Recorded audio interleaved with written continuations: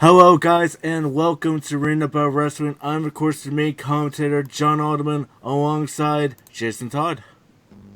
Oh yes, it is great to be here for, the final show of the season. We are here for Endgame. We are here for Endgame here, and of course, we're going to be starting off with tag team action as the Pirates are going to be going to tag against the Prestige. Yeah, we'll see if the Pirates can make good from last time. Of course, they faced the Prestige before for the tag team titles, came up short. We'll see. They can right the wrongs of that and become champions here tonight.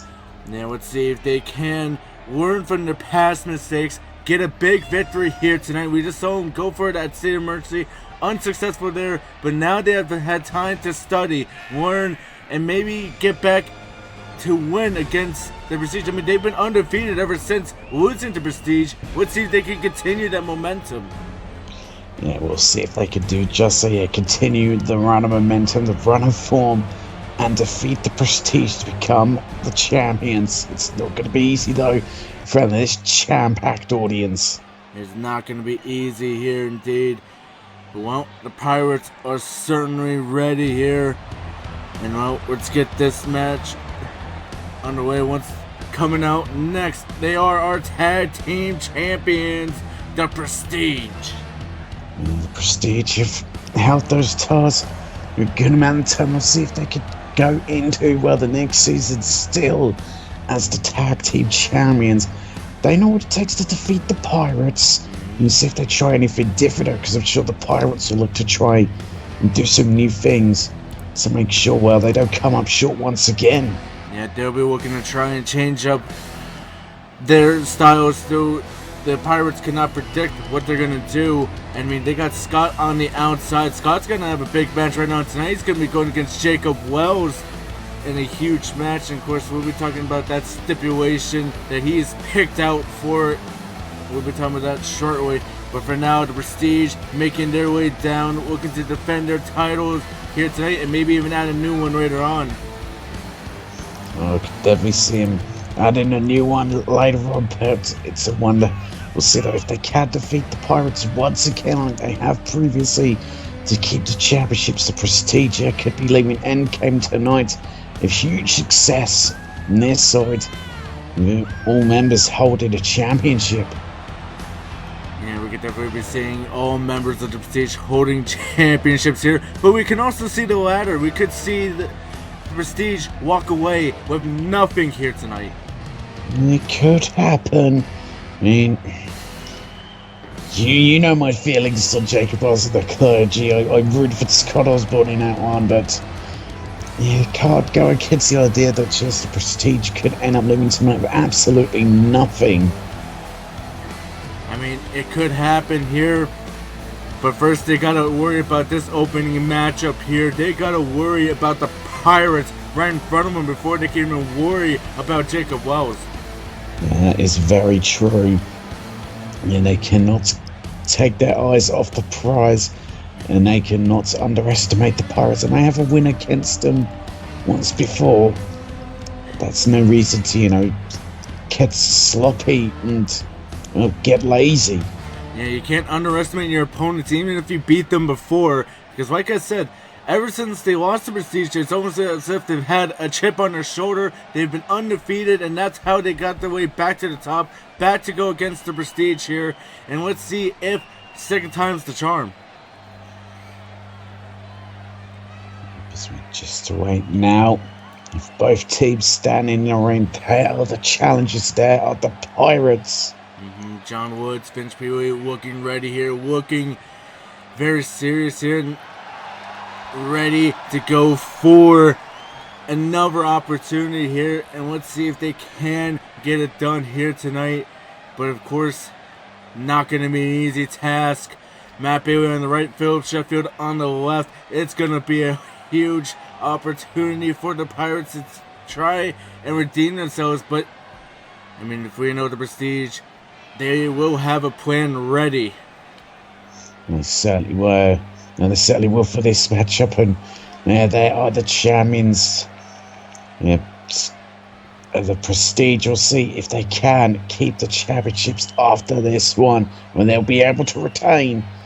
So we're about to get the match underway, our opening contest of Endgame. Yeah, we're about to get this match underway. You know, Jason, for the first time tonight, we have 13 big matches. Who you got going in this one? Well, you know, I think I'm going to go with the Prestige, I think. You know, they would have looked at that match previously and looked at how they won and thought about, you know, how they could replicate that, but also change up things to keep the Pirates guessing. And I think we could see the Prestige once again victorious and retaining the tag team titles. I mean, it could very well happen, but like I said, the Pirates, they had to have been watching that film, had to see where their mistakes were. Look at this, quick tags here, a little bit of the Prestige strategy here, trying to keep Matt Bailey in for this match. And you know what, if Matt Bailey can never get Phil Sheffield in, this could be a good opportunity for the Pirates tonight. It certainly could. I mean, that is a tag team. That's what you want to do, is isolate an individual and keep tagging in and out of your respective team if you want any hopes of getting the victory. Yes, now Matt Bailey is working over on Finch Bailey, but already taking out that strategy there, getting Philip Sheffield in. Now he's going to work on Finch Peewee here. And this rake of the eyes, big punches there, not able to get him. But until here's a atomic drop there, not looking good for Finch Peewee. And now Philip just kicking him while he's down. And that is the Prestige style.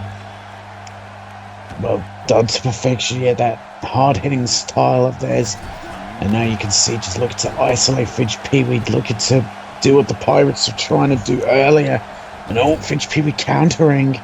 Yeah, but I mean, one advantage the Prestige have here tonight, Scott Osborne on the outside. He's not going to make it easy for him here. But look at this! Oh my goodness! The strength there of Finch Peewee body slamming his own tag team partner. Now onto the opponent, but Prestige right back into this. Yeah, but now I'm being told here, later on tonight, Scott is going to be going against Jacob Owens in a 2 out of 3 falls match. But there is another stipulation onto that match as well. The clergy are banned from the stadium. Oh my goodness. So no, Dustin Weaver doing the right thing. No Dustin Weaver, no Brandon Alexander. They are not allowed to even be in the premise here tonight. This is not going to be good for Jacob Wells. Well, you know, karma can be a bit of a bitch. Yeah, but well, they did win the 6-man tag earlier this week on Battlefront. Now, though, Philip looking to continue on John Woods. We could see that Finch Peewee tags of him. You can see it was noticed there. Now tag out. And so Sheffield go right to John Woods, trying to neutralize him. Yeah, well, he does certainly look neutralized here as he's rolling to the outside. Now Matt Bailey working over on Finch. And oh no, now is he looking to take him back into corner? Thought he's going to go for a quick tag here. No, just now choking the life out of him.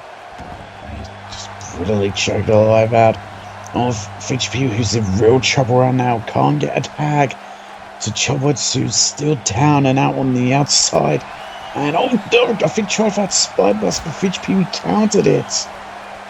Yes, now. Oh wait, has him up. Stun gun there.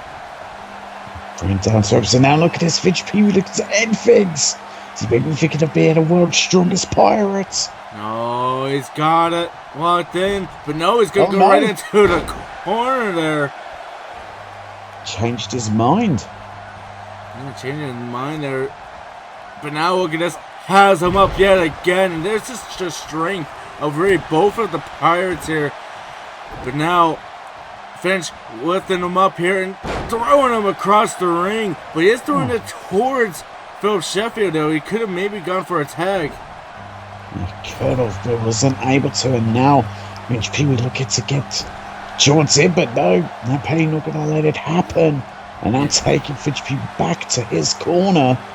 And they're going, continuing that Prestige Towers. Oh no, look at this! Oh my goodness, this big assisted suplex. And Finch Pee-wee's in real trouble. He's going to find a counter, and he does there now. He's going to do the right thing and get John Woods back into the matchup. Yeah, he needed that tag. Needed to get John Woods back inside. Now there he is. But back and forth chops, and well, looks like John Woods won there. Now, what is he looking to do? Throwing Philip into the corner yet again. And now, oh my goodness, reverses Joe into that turnbuckle. And now, oh, but look at this, Flip Sheffield able to counter, but it can't keep it going. But oh, big gut punch. Yeah, big gut punch there. Now attack in the back, big backbreaker there by Philip. Now Philip maybe setting up for an end. And he's lining up John Woods from the corner. And oh no! John Woods able to dodge out the way. Yeah, but you see on the outside, Finch Pee-wee, he doesn't look good. Maybe up to John Woods to try and finish this one here as he's got him locked in. So that camel clutch locked in. Philip Sheffield able to escape that devastating hold. This guy's back into the Prestige favor. Yes, now it looks like he tried to go after Matt stopping him there, and I think he tagged himself in as Philip is still down in the corner. He's still out of it. He's still out of it. Doesn't really know where he is. And oh, look at this. And now it is against the ropes. A real great double team action there by the Prestige. And that's just what they do best. Is now taken down. Reverse DDT, and now working over the arm, trying to trust some stripper. You see John Woods once again fighting back. And these teams be very back and forth with each other. They've really done their homework. And oh, look at this. And these multiple stomps in the corner. This normally signifies towards the big cannonball. Yeah, we could be seeing that here. Oh no. Oh, here we go. Cannonball. Yeah, Cannonball really just a drop kick there. Is now Finch Pee-wee looking to take control. Maybe new tag team champions. And no, Scott interrupting the referee. And Strasbourg keeping the match alive for the Prestige. As now the referee Ted Jones count the ring.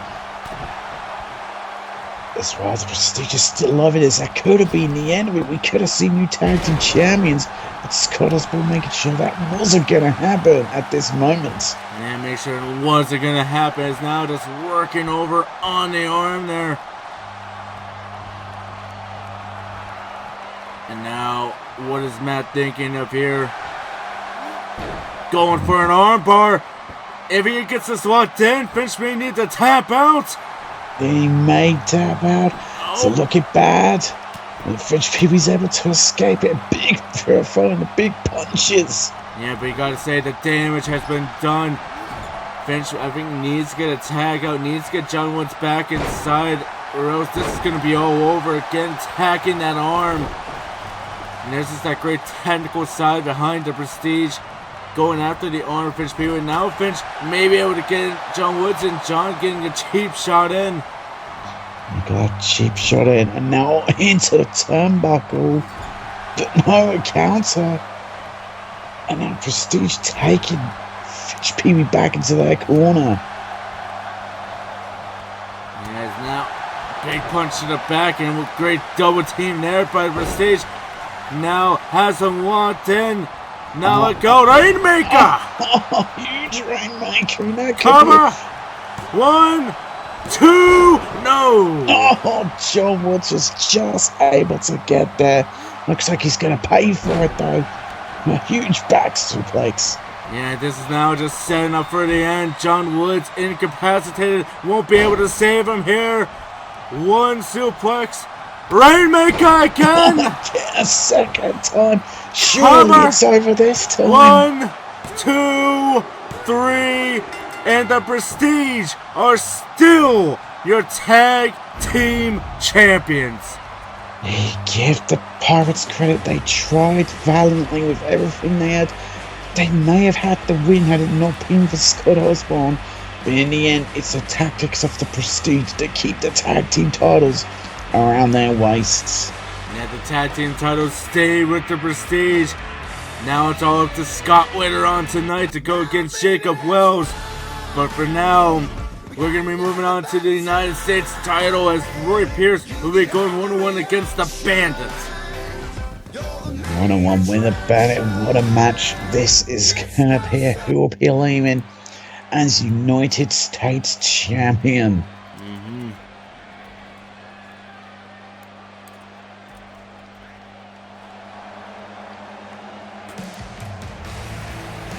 Jam-packed arena, sold out there, ready for this one. Yeah, sold out here in Las Vegas. But well, coming out first, it is our United States champion, Roy Pierce. And the United States champion, Roy Pierce, will see if he can retain it here tonight. If he can keep that championship around his waist against, well, a very tough opponent like the Bandit. He's gonna have a rough time here tonight. The Bandit, he's been on a bit of a roll as of recently, and now he's gonna be going against Roy Pierce here. But I mean, if Roy Pierce, if he can lock in that Kimura, that could be it though for the Bandit. I mean, Roy has been doing excellent himself. Yeah, he really has. He shows us why he is United States champion. I mean, what he went through to get that championship, winning a brutal Extreme Rules matchup, and went all around the arena, and then the next night went against Liam Wolf and took the championship from him. Yeah, I mean, Roy Pierce, if there's any man that was deserving of that title, it is Roy Pierce. He went through literal hell at State of Emergency just for the next night in the main event of Apex, picking up the United States title, going against a relatively fresh Liam Wolf. Was absolutely insane. And now here he is tonight to defend it against the Bandit.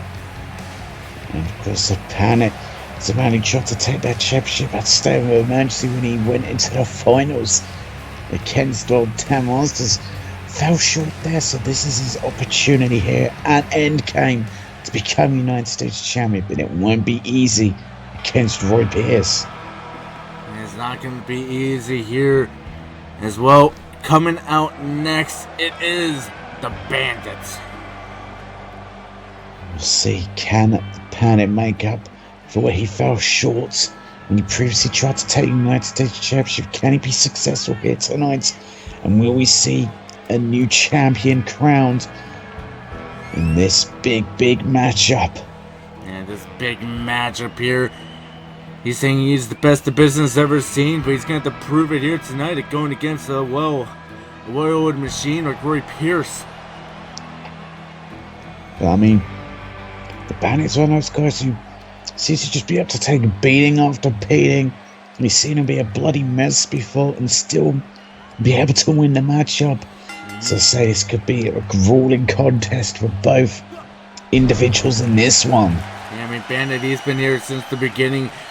When we first saw him, he was going after the knockout title. He was in with giant monsters like Sergio Potier. He was in I believe he was the final two in that first ever knockout title match. Just wasn't able to compete against Sergio Potier. But here he is tonight at Endgame going against Roy Pierce for the United States title. Big suplex there, trying to give vertigo to the Roy Pierce. Yeah, trying to do just that, but you can see Roy Pierce so quick. A huge takedown to the Bandits. And so the Bandits get to continue with is the speed of Roy Pierce and his technical ability. And of course, we've seen Roy Pierce. He's been siding with Dan Masters recently as he goes on his wolf hunt that he's been on. We're going to be seeing that match later on tonight. But for now, Roy's out here by himself, taking on the Bandit here. It's a simple one-on-one matchup. An old big punch to the face, though. He is now just working over on the arm of Roy Pierce. Usually that's something we see from Roy himself before he walks into Kimura, and now Bandit a little bit giving him some of his own medicine here tonight. Yeah, and I mean, that's what to try to take out the arms of Roy Pierce. I mean, really go and neutralize that Kimura lock if he doesn't have the arms working. Yeah, he's now kind of walked in here, trying to take him out. Trying to, well, make him pass out here. Yeah, trying to force him to pass out. So maybe even give up the match. Roy Pierce, he's holding on with everything he's got. You can see, he thinks it's over. Yeah, he thinks he's gonna pass out there. No, only a 1 count there. Bandit's gonna do a little more than that to take out a man like Roy Pierce. Yes, I do. Yeah, a lot more work than that. And the other mistake he made was not hooking a leg. I mean, yes, it might have got to a 2 count and was going to end the matchup, but he would have forced Roy Pierce to use more energy. And see, Roy Pierce looking frustrated, or was it a little bit of a trick? Yeah, it may have just been a trick here. Now taking him down and outside the ring. It's outside of things. On the outside can get very dangerous. Injuries can happen out here when there's not really much protection. It comes to being slammed onto the floor, and then so many things can be used as a weapon. So now, the suplex into the back suplex. Bandit has firm control. Yes, well, up to a 6 count. Victor Stone going for it here. 7. Is Roy going to get it on a count out here? I'm trying to get the count out, but now the Bandit's just going to drag him out to the outside again. Well, back to a 1 count here after the Bandit forcing Roy Pierce to come back to the outside. Roy again going back inside the ring. Now Bandit following behind him. And I don't think Roy saw him as Bandit taking him down. And this mistake on the part of Roy Pierce to taunt there. It's to, well, give the Bandit a chance to continue on the offenses now. Or has him in a gut wrench into a powerbomb. Yeah, but now, what is he looking to do? Big punch there. Has him up. It's a huge gut buster there. Brutality there from the Bandit, but who's looking just so impressive right now. Looks like he could be on his way to become United States champion by the cover. No hook of the leg, and I think the foot was under the rope, and it's another mistake by the Bandit. And now snapmare takeover by the Bandit. Roy Pierce was looking to get back inside the ring, but once the Bandit was going out, he was looking to try to take advantage. But look at this, Bandit was the one to take advantage, though. It certainly was. That's all. Because that's some plan there, but the Bandit weren't going to let it happen. So now Arto has him up into a suplex. Yes, now and again.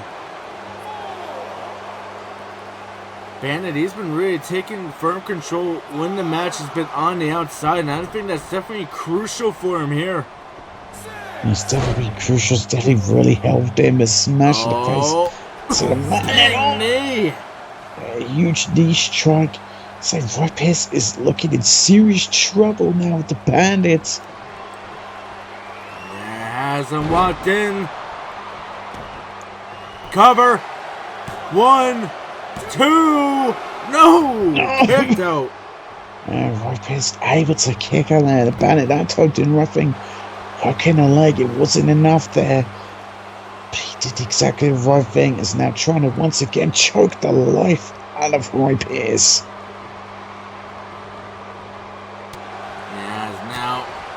Looking to continue on him here. Big hits to the midsection here. Now, big suplex there.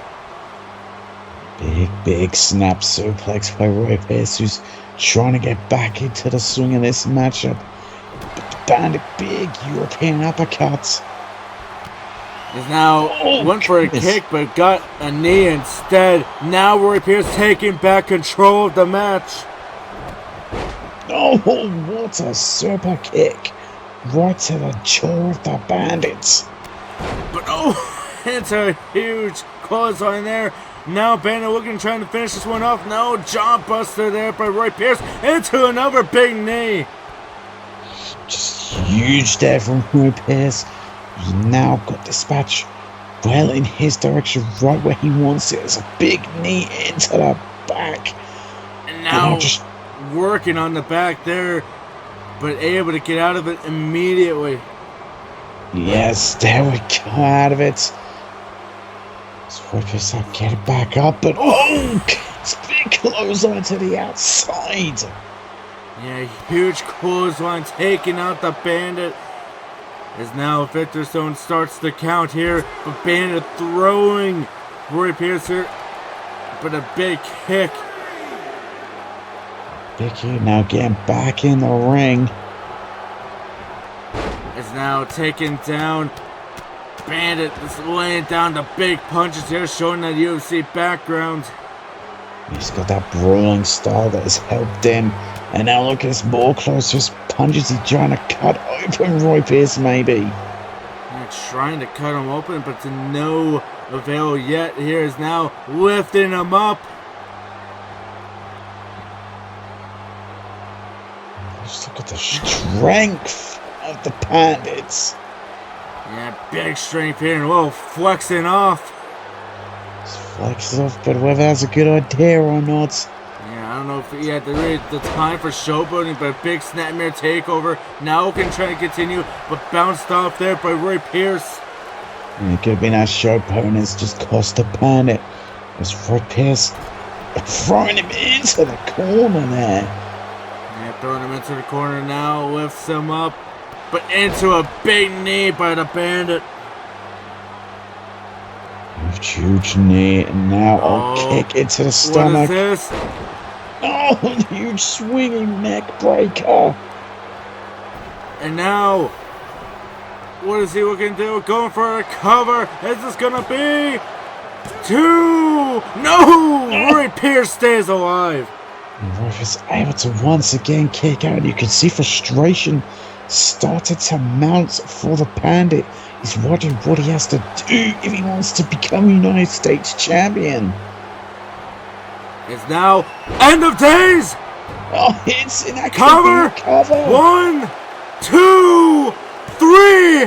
Roy Pierce comes back and retains the United States title. Yeah, he caught,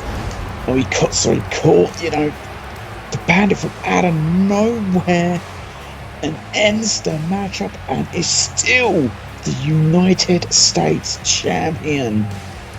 Yeah, Roy Pierce, he was able to really take the beating on the outside by the Bandit and then found the perfect opportunity at the end of days, and that, well, lights out went the Bandit. Yeah, it was lights out for him. That was Roy Pierce just hitting out of nowhere, and the Bandit was not ready.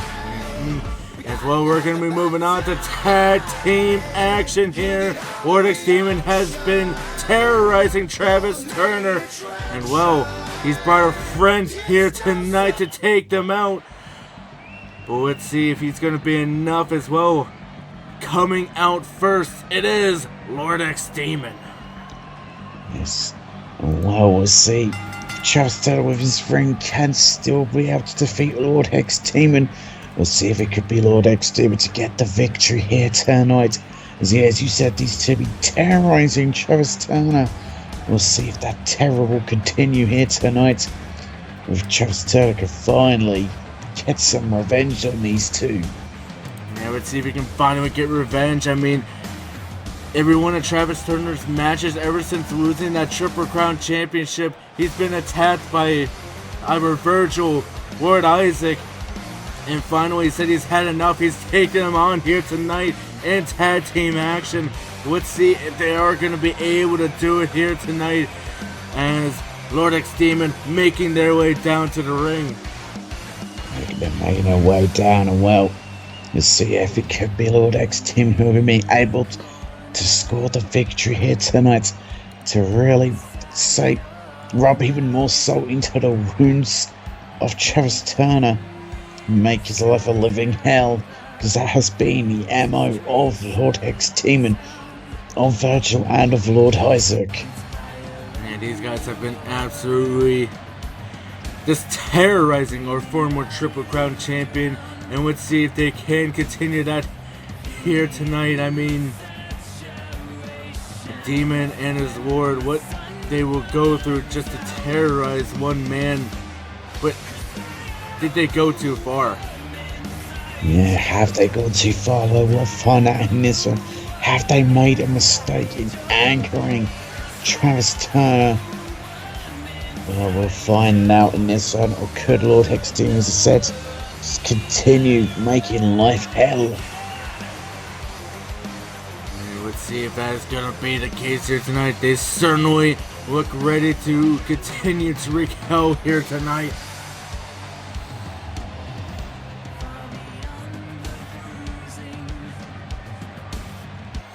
As well, coming out next, well, first for the team, it is Travis Turner. See if Travis Turner said can get the revenge here tonight that he has been wanting to get.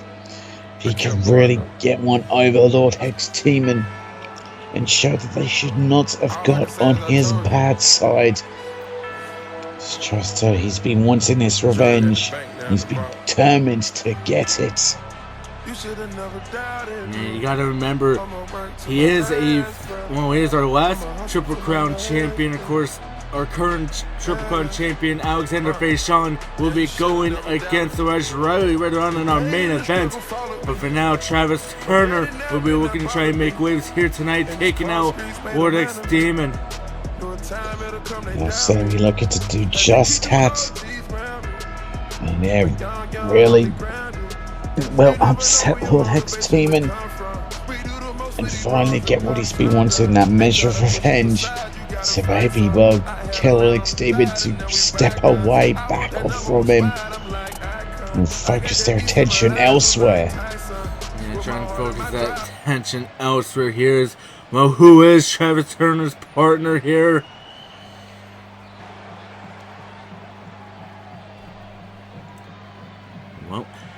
Well, coming out next, I mean, it's a man we haven't seen here in a while, but it is Outcast. It's been a while since we've seen Outcast, but we'll see if he can help Travis Turner towards victory here tonight, can make a huge statement, or whether, well, to Lord X Demon can make this man's life hell too. And of course, when we first saw Outcast here, I mean, he was leading a team called Excellence, and now he's going to be looking to try to rebuild that team here tonight with Travis Turner, and let's see if they can rebuild Excellence here against Lord X Demon. Yeah, we'll see if he can do just that. This will be like the first step in what they're trying to do, and what Outcast is trying to do in the rebuilding of Excellence. See if Travis Turner will make the right kind of pick and can get the victory against Virgil and Lord Isaac. Yeah, it's definitely going to be a hard-fought match here. Great tag team match we're about to see here. And look at all those fans here tonight in Las Vegas. A jam-packed sold out here in Las Vegas. Yeah, always fans here. And oh, look at that from Travis Turner straight out the gate. Backbreaker. Yeah, Travis Turner not messing around here. He really wants to get his revenge here tonight. Could he be looking to try to break an arm or Virgil here? Yeah, maybe Seth hold the knees into the back once again and just staring into Lord Isaac there, just trying to have some mind games of his own. Yeah, you gotta be thinking here. You know, I really wonder if Travis Turner even cares if he wins or loses here tonight, as long as he can just do damage here to Lord X Demon, try and make sure they don't mess him ever again. Look at the great tag team action. Outcast getting his shot in there. Now stun gun here against Virgil. It could be what could be on the mind of Justin. He may not be thinking about win or loss. He could be just thinking about brutalizing Lord X Demon as his way of, well, destroying them and stopping Lord X Demon in their tracks. Yes, now it's a big leg drop here. Now dropping the big knee. And now what is Virgil looking to do? No, not able to get in there. Big kicks here is now. What is Travis looking to do? Has him into the corner. Look at that tag there by Outcast. And now lifting up and right down. Right into a power slam. And Outcast. Oh, mistake. Oh, no. Yeah, he does get a tap. We did for a second. And a mistake on the part of Outcast. Oh, goodness, what a mushroom stomp. Yeah, big mushroom stomp by Lord Isaac. But yeah, great counter there by Outcast. Now Outcast, what is he looking to do? No, not able to get him. Not able to.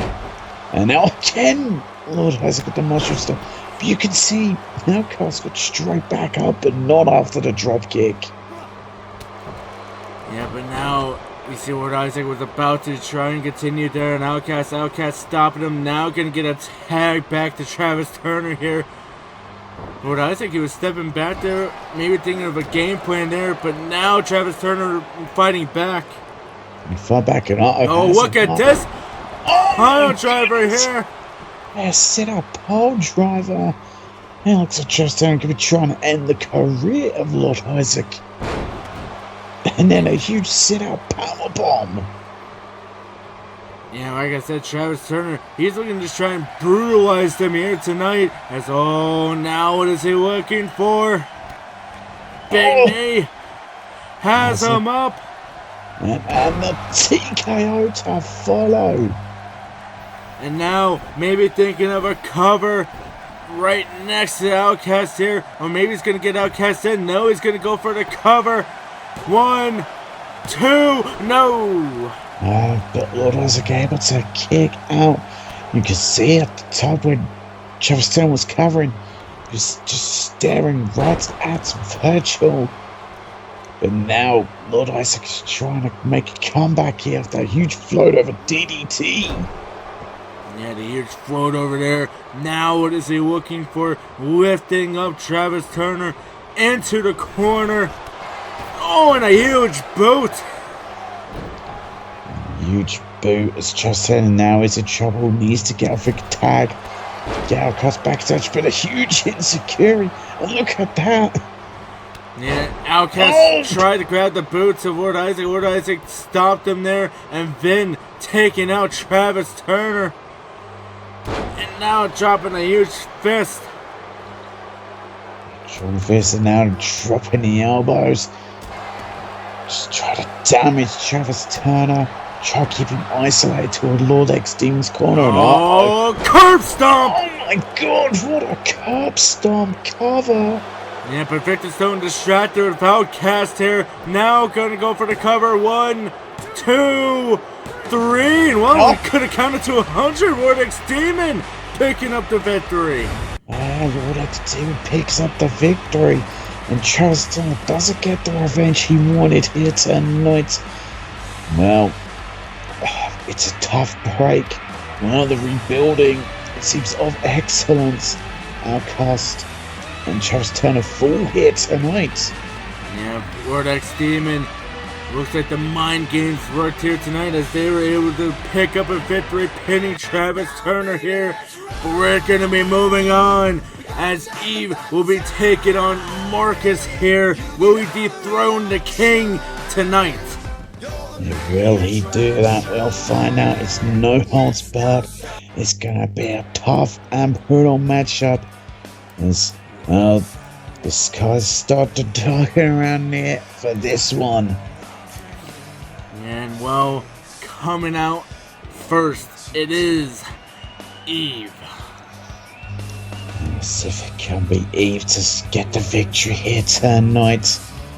To well show that maybe he should be the one called King. Yeah, mean, he used to be known as the Demon King, and then he was dethroned by Alex Wright, and ever since then, he was taken away, repackaged. Now he's here, starting a revolution here tonight against King Marcus, and he said if he beats King Marcus here, that he will dethrone the King and take him out of Ring of Bell Wrestling. Well, we'll see if he could do that, if he can stick true to those words and get the job done in this no-holds-barred contest, whether King Marcus will make Eve eat his words. And we saw Eve pick up a win on Battlefront earlier this week, and then King Marcus confronting him, but now coming out next, it is King Marcus. It's King Marcus. Well, the thing is, this is no holds barred, so I mean, King Marcus wanted it. The King's car, King says, whatever you want to call him, could get involved in this one if he so wished it. And that's something that Eve has to remember and be aware of. It's no holds barred, there's no rules. The only thing the referee's there to do is count a pinfall or count a submission. To call a submission. You can't really count submissions, can you? Well, no, you call for a submission. You know what I mean. I know what you mean. But well, King Marcus making his way down to the ring, and like you said, he could have the Kingslayers, King's Guard, whatever you do want to call them, on the ready if things were to go south. But you know, if I know King Marcus, he would like to do this by himself, get it done, prove that he is the one true king here tonight. Oh yes, he would certainly like to do that, to really prove a point in front of everyone here tonight, everyone watching at home, that he is a true king and he can get this done on his own against Eve in a no-holds-barred match.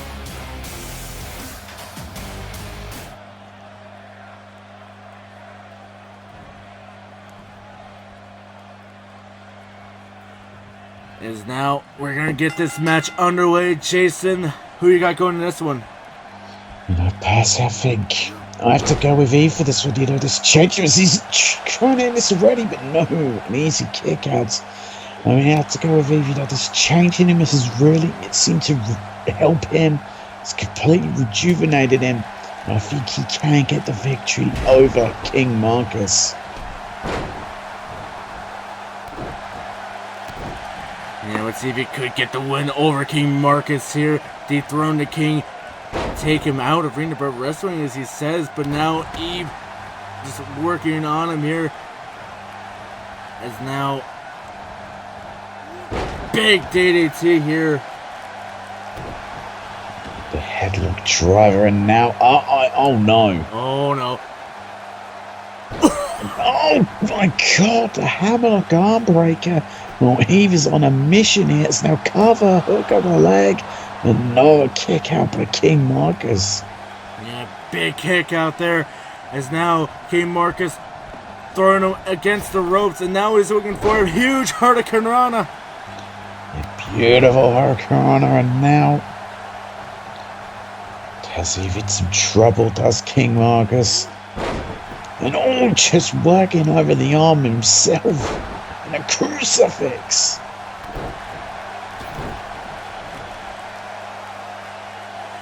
Is now Eve taking this match to the outside. Of course, no countouts here, no holds barred. Anything goes, anything can happen here. Is now King Marcus now trying to take back control of this match, and face burst into the side of the ring.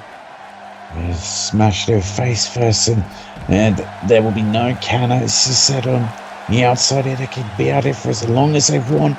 And of course, there's also dangers of what weapons they could end up bringing into this matchup. So it's the holds barred match is one of the most dangerous match types we have. Is now throwing him back inside the ring. Here's now, what is Eve looking to do? Taking out the back of King Marcus. And big arm drag takedown there by King Marcus though. And now, face first into the turnbuckle. Is now again. And now a big running bulldog by Eve. And right now, this is not looking good for King Marcus. Is he thinking of trying to go for that arm again? Oh no, he is. Oh god, the hammerlock arm breaker once again. Hey, mate, maybe trying to end the career of King Marcus. Well, he said he wants to take him out of Ring of Honor Wrestling forever. But look at this. Sunset flip here. Not going for the cover though. Yeah, not going for a cover. Felt like he should have, but choosing not to. And now, how? Yeah, and a moonsault. And now he goes for a cover.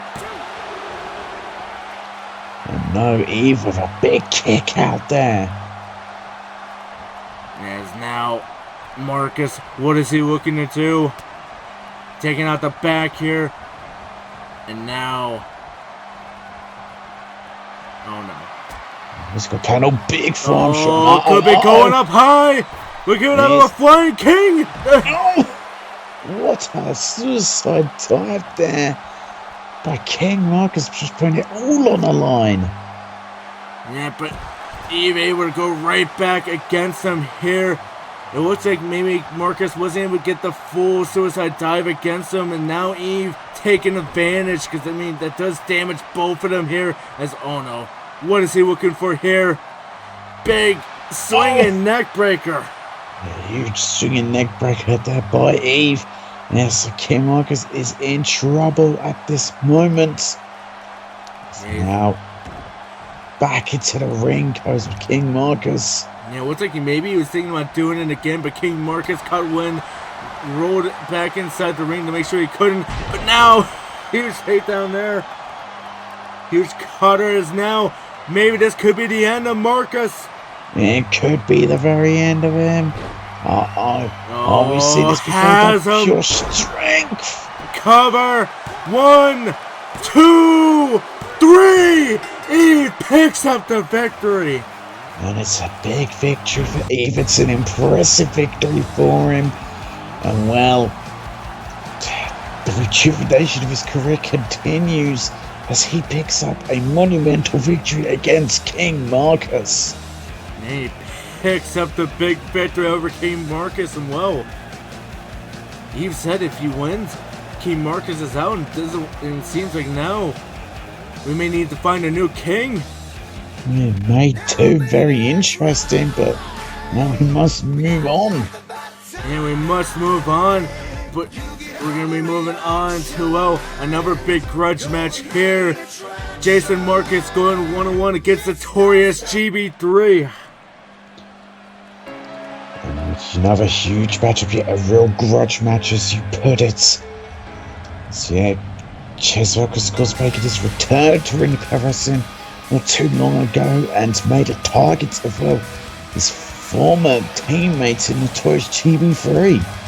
And of course, Jason Marcus, last time we've seen him wrestle, he was wrestling to try and keep the OG13 alive, but then, well, we saw the OG13 lose, and of course, we thought that Notorious GB3 was the only man to really stick around from the OG13 after that, but now we've seen Jason Marcus coming back and been attacking Notorious GB3. Notorious GB3 was the monster of the OG13. Jason Marcus was just a fill-in leader while Alpha Knight was gone. Certainly was, but now Jason Marcus is back. He's looking to make a statement here tonight at Endgame with a victory over his former OG13 member, Notorious GB3, who he has gone after and has really looked to make a statement.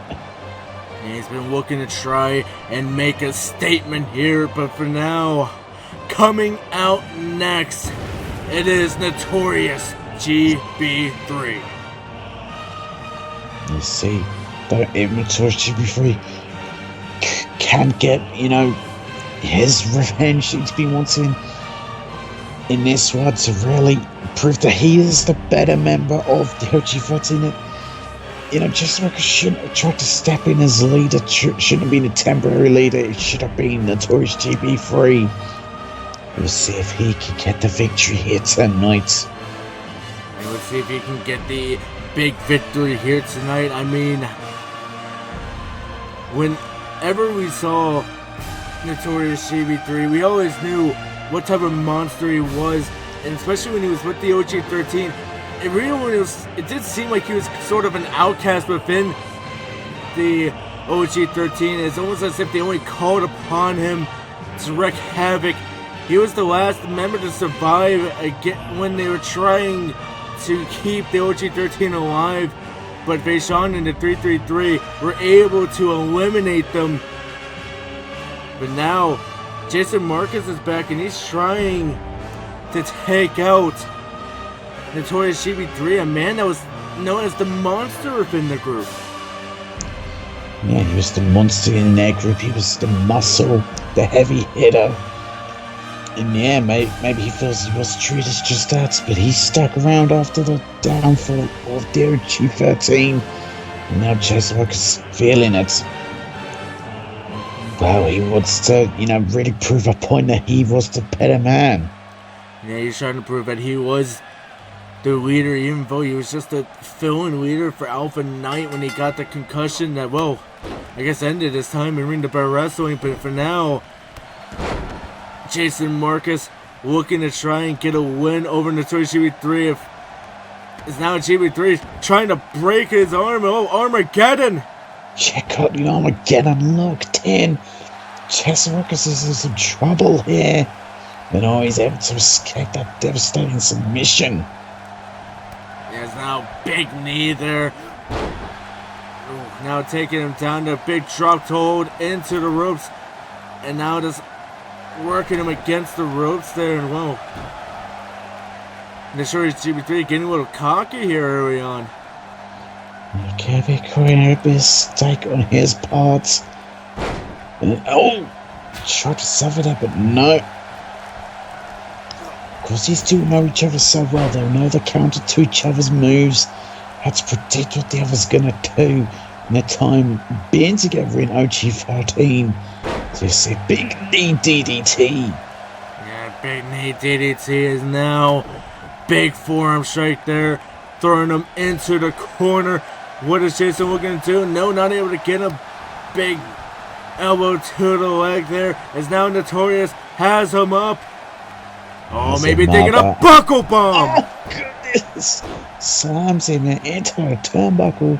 That buckle bomb, and then a knee right to the back of the head. Yes, now quick cover here. Could it be it already? No, only a 1 count there. Just a 1 count. Still got fight in him as Jason Marcus, but Notorious GB3 is taking him to town. And has got domination in mind, but no, Jason Marcus trying to fight back, but gets caught with that discus forearm. Oh no. Oh god, he's innocent in the other match. Hammerlock arm breaker.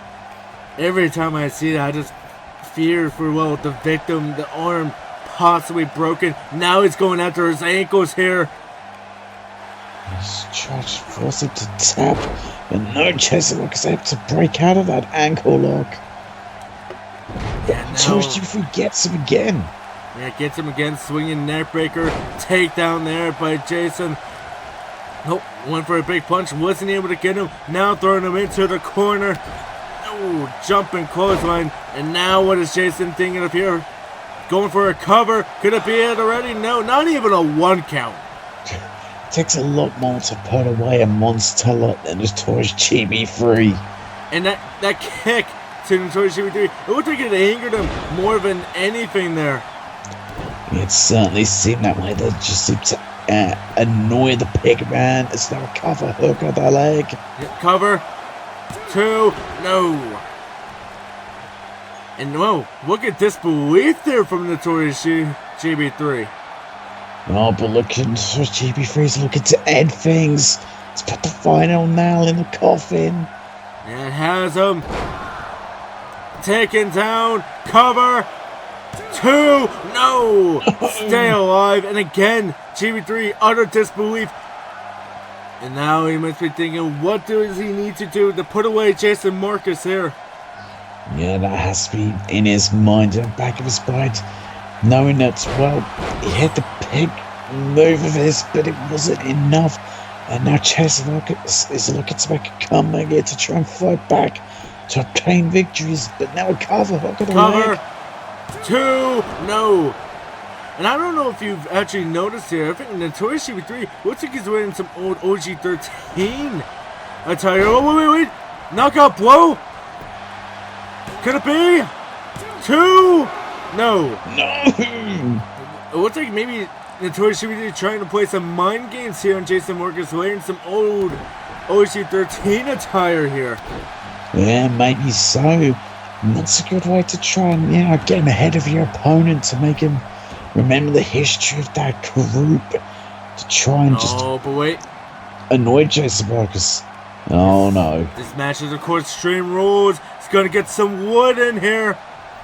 He's got the wood, he has a table, but Notorious CB3's grabbed it himself. And used against him. Used it, smashing him in the face with it. As now Jason, what is he looking to do? Big boot there to Notorious. And now throwing him back inside the ring. But he's not done with that table just yet. Maybe thinking of putting him through. Yeah, maybe so. He has the table. He has to set it up though, but it can still be used for devastating effect. Went for a jump clothesline there into the corner. Was able to get him. Oh, but Notorious CB3 may be using it here. Onto the table! Onto the table, not set up, so it hasn't broken, but you gotta think that has to do a lot of damage now. Cover hook on the leg. 2, no. Only a 2 count here. Is now, what is he looking into? Big forearm strikes here. Sling blader. And a huge sling blade. And now. Went for a Superman punch, but wasn't able to get it. But able to go right back onto the offensive. Maybe you could see Jason Marcus is able to dodge out the way. And now that big rolling kick again. And now cover hook on the leg. Could it be enough? 2. No. Only a 2 count. You can see Jason Marcus cannot believe it. These two back and forth, but this could be about to end the fight. Yeah, went for a bull hammer there. Hits it. Cover. 1, 2, 3. Jason Marcus picks up the victory. Picking up the victory. Does Jason Marcus, proving that he truly was the better member of OG13 and he deserved to be leader with this big victory over the Notorious CB3. Yeah, Jason Marcus able to pick up a win over the monster that was a part of the OG13. And Jason Marcus picking up a big win on his return to Ring of Bell Wrestling. And what a victory it is for Jason Marcus, and what will be set for him in the next season. And we're going to be moving on to a huge matchup here. Sergio Peltier said he'll do one more match. The Knockout Championship is on the line. Bully Demise said he wanted this match, and coming out first, it is Sergio Peltier. Yeah, the big behemoth Sergio Peltier was ready to retire, but Bully Demise was having none of it. And basically calling Sergio a coward, saying that he's retiring now so he didn't have to face Bully Demise. And then Sergio had enough, said he'll do one more match here at Endgame for the Knockout Championship. Yeah, he said he'll do one more match. He came out on Battlefront, said he was going to retire. Then Bully Demise came out saying he's only retiring because he's scared to face me. And Serge, even in this arena, what? I thought we'd be safe. I thought we'd be safe in the stadium too. God dang it. Well, that might be the last time that's ever gonna happen. It might be. Jesus. I can think next season that my eyes will be safe. Hopefully. Well, they're not going to be safe because of Sergio Potier, but oh my god! Oh Jesus! I thought we were Christ. safe inside the. How did he do that in the stadium? I don't know. Oh my god! Well, coming out next, it is our knockout champion, Boy Demise.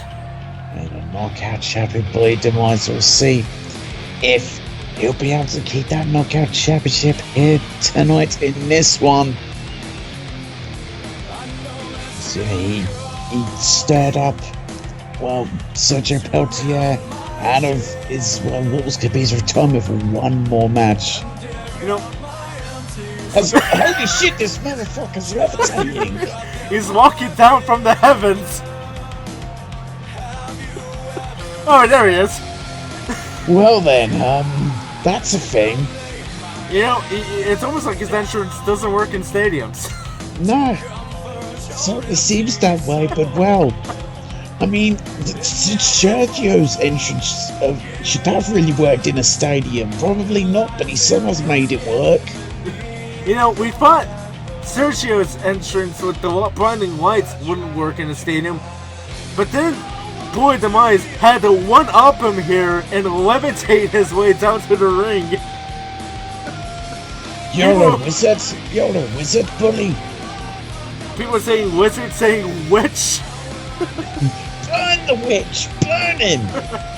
We did that a lot in the UK. Hey, we thought Zack Sterling burned, but he didn't.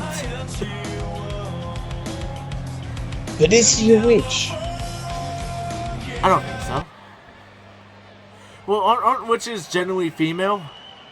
True, that's what I'm saying, wizard. Yeah. Billy Demise is a wizard, it seems. But his name's not a wizard Harry. with knockout power. You think he casts a spell to knock out his opponents? Maybe. You know, when Boy listens back to this, I don't think he's going to agree with us. Probably not, but he levitated. He did levitate. Warlock, someone said. Sorry. I think that's more fitting. A warlock. He might be more, he might be more agreeable on that. Someone says, nah, still a witch. Well, we'll see about that. Maybe Boy will answer us on that statement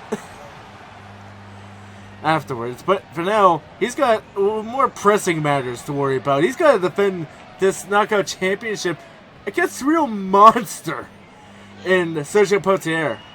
He does, but as Billy Demise put it, everywhere he's been or is about, he's undefeated in knockout matches. This is his specialty.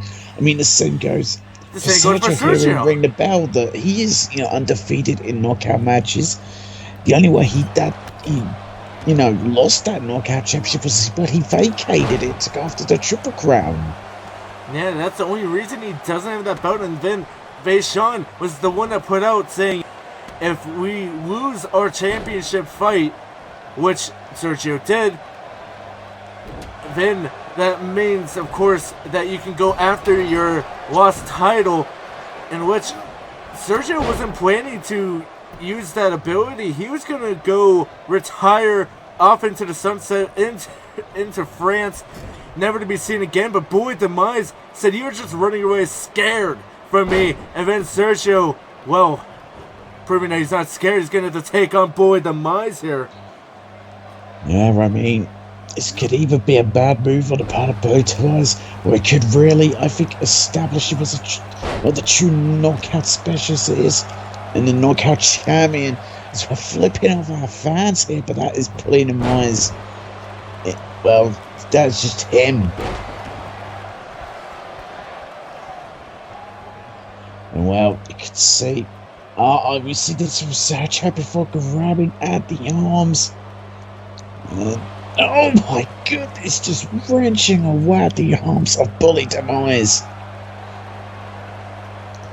Sergio is in dominant control, and now Boy Demise is in some real trouble with the French monster. And big frame buster. So now has Boy Demise been of more than he can chew, I wonder? because he's not looking good. But no, big counter into a stunner.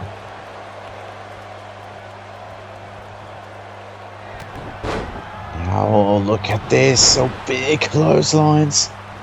Ducks under. And another huge clothesline by Bully Demise. Oh, but Sergio fighting back. Oh, but Bully Demise catches him into a swinging neck breaker.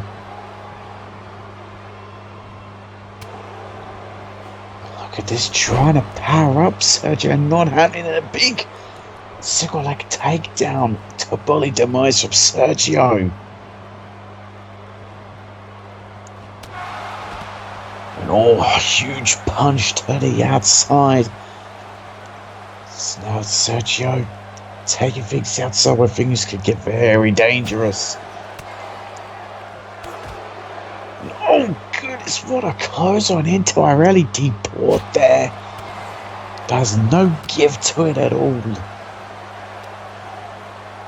And squeezing at the shoulders there, just trying to wear down and trying to knock out Bully Demise Sergio.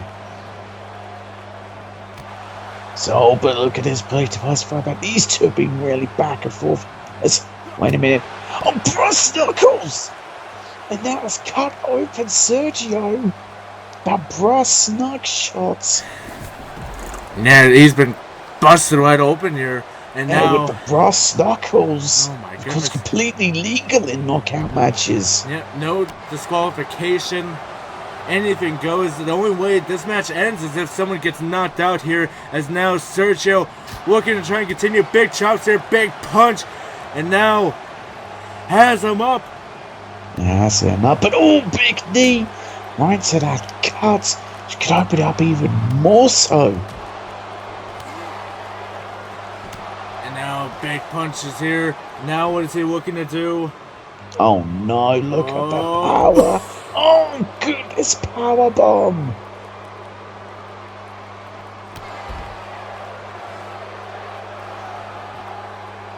And now what is Boy Demise looking to do? You can see the blood on the knuckles of Bully Demise. I mean, he wants to send a message. He wants to send a statement that when it comes to knockout matches, he will never be defeated. We know it's a beating. And Sergio is looking in real trouble. Oh no. Now, what is Boy looking up here? Maybe put him away once and for all. But no, Sergio was too slow getting up. I think he was getting impatient there. Well, maybe so, you could see, but he walked up and just kicked him in the head. But Sergio, the blood, I mean, that could spoon wants victory. Sometimes when you see your blood, you just become fueled by it.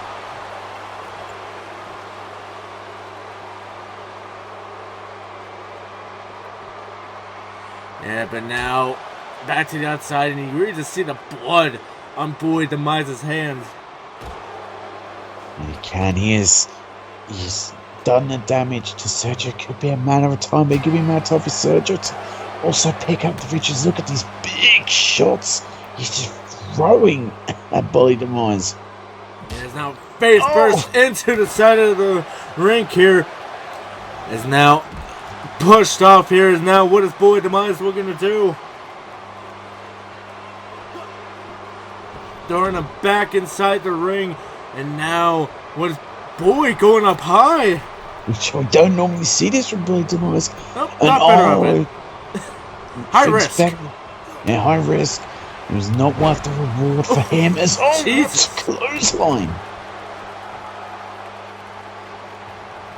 Is now taken down. Is now Sergio lifting him up. And there's the strength for Sergio Patia. And what strength the big French man has shown. And now he wants to end things here.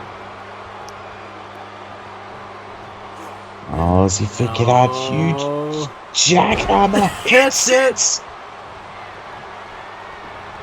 Oh, and he wants to go for it again. And now has him up.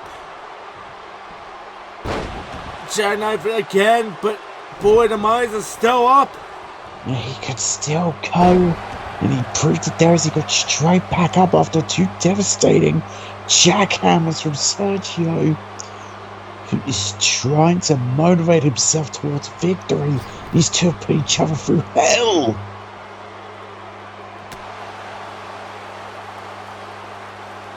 It's a double underhook suplex. Is now has him up again, taken down. You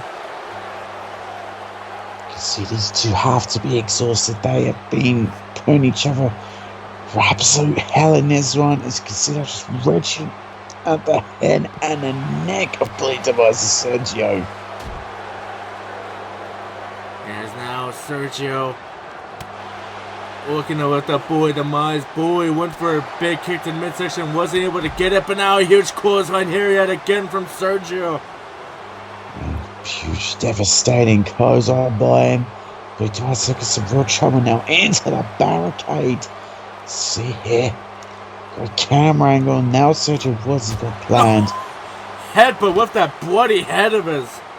And his head is a weapon.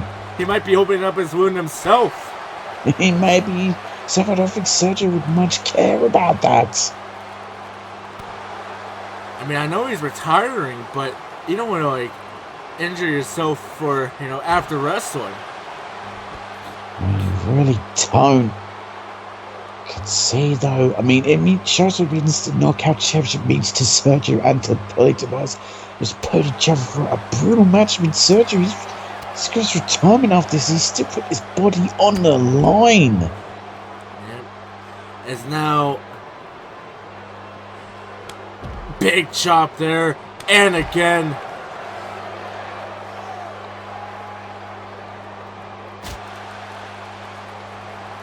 Is now, what is Sergio looking to do? Looking to take this back inside the ring. No, face first into the hardest part of the ring.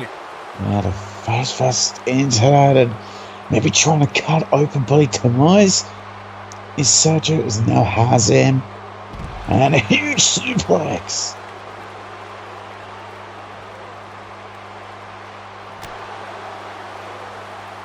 And now throwing him back inside the ring. Boy Demise maybe thinking about putting this one away. So, he's going up again. Now, is he going to hit it this time? Yes, he does. Huge elbow drop. And now Boy Demise lifting him up, but no, a big knee from Sergio. A big time knee strike there. Sergio, but Blade Demise has him. It brings him down. Again, flipping off the fans. Flipping him off yet again. And now, what is Boy thinking here? Like he was trying to open up that wound even more, and now has the head just trying to wear down Sergio once again. But now, big punch here, and again, Sergio, what is he looking to do here? No, fireman's carry from Boy. Yeah, huge fireman's carry. But it wasn't. Oh, was he trying to figure out that knockout elbow? Again. Yeah, it looked like Big Boss wants to try to go for that knockout elbow. Couldn't hit it. Gets hit with a devastating knee. And now big boots here. And now going after the head of Boy Demise. It seems that Sergio's a bit adamant here. He wants to also cut open Blade Demise. Needs to have been put each other for one hell of a contest. An absolute grueling one. And a huge gut-wrench suplex. And look at that face of Sergio. He just seems excited with the blood on his face. I think he enjoys it. I don't think it deters him any bit.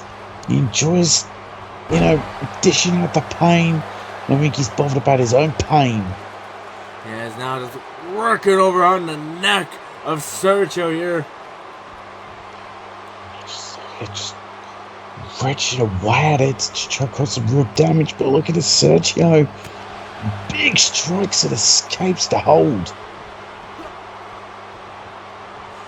now has him taken down. And now what is Sergio looking to do? No, big uppercut here. And oh, what is Boyd thinking of? Has him taken down, and the ref calls it. Boyd Demise has beaten Sergio Peltier. He beats him. He retains the Knockout Championship. But you gotta give respect for Sergio Peltier. This is his final match. He gave it everything he had. Showing that despite just his last match, he wanted that Knockout Championship. But in the end, Boyd Demise was simply the better man. He continues on this impressive streak of undefeated in knockout matches. Yeah. Boyd Demise continuing undefeated knockout matches, not just here, but every promotion he's ever been in. Sergio following here. And well, guys, we're about halfway through the show here. We're going to be continuing on, and we're going to be moving on to the Mike Mitchell trial by combat. Well, we're going to be seeing who his champion's going to be, but coming out first, it is Violet Edwards champion here. And well, she's coming out here with Casey Blade, but her champion for the male side, if that is what Mike Mitchell is going for, is Kyle Andrews. Casey Blade if he brings out a woman. But for now, Kyle Andrews leading down. Charge leading down, and well, we'll see who'll be the champion, and we get to see the end. And Mike Mitchell will never see him again. Is this, well, whoever is representative for Violet Edwards is getting the victory here tonight. Yeah, justice will be served. You know, I hope that Mike Mitchell brings out one of the most impressive superstars we've ever seen here, male or female, to take on Casey Blade or Kyle Andrews. I mean, Violet has both sides covered here to see who is it going to be. Mike Mitchell, if he somehow managed to find a champion, he's probably got some bum off the street who's just desperate for a payday. There's no respectable person is going to represent Mike Mitchell. And well, we definitely heard that music here before in Arena Pro Wrestling. Representing Mike Mitchell, it is Kobe. Oh, god damn it, Kobe. Well, he is universally hated backstage, so I guess he wants to be even more hated by representing a sick, twisted pervert like Mike Mitchell. And well, we already see it going in the chat. Justice for the ref. Kobe is looking to do it here tonight.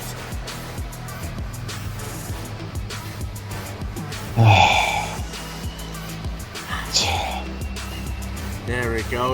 We're going to get some justice for the ref. Mike Mitchell is an innocent man. You know what, Kobe representing this guy? Can we get rid of this guy too, representing a sick, twisted pervert? What? What the hell is wrong with Kobe? Did he just want to create more controversy for himself? I don't know what you're talking about. I mean, sure, when he first came in, very controversial in the backstage, especially towards our women competitors. Exactly. Yeah, see, he thinks Mike Mitchell is doing the right thing by being a sick, twisted pervert, just like he is. Let's go.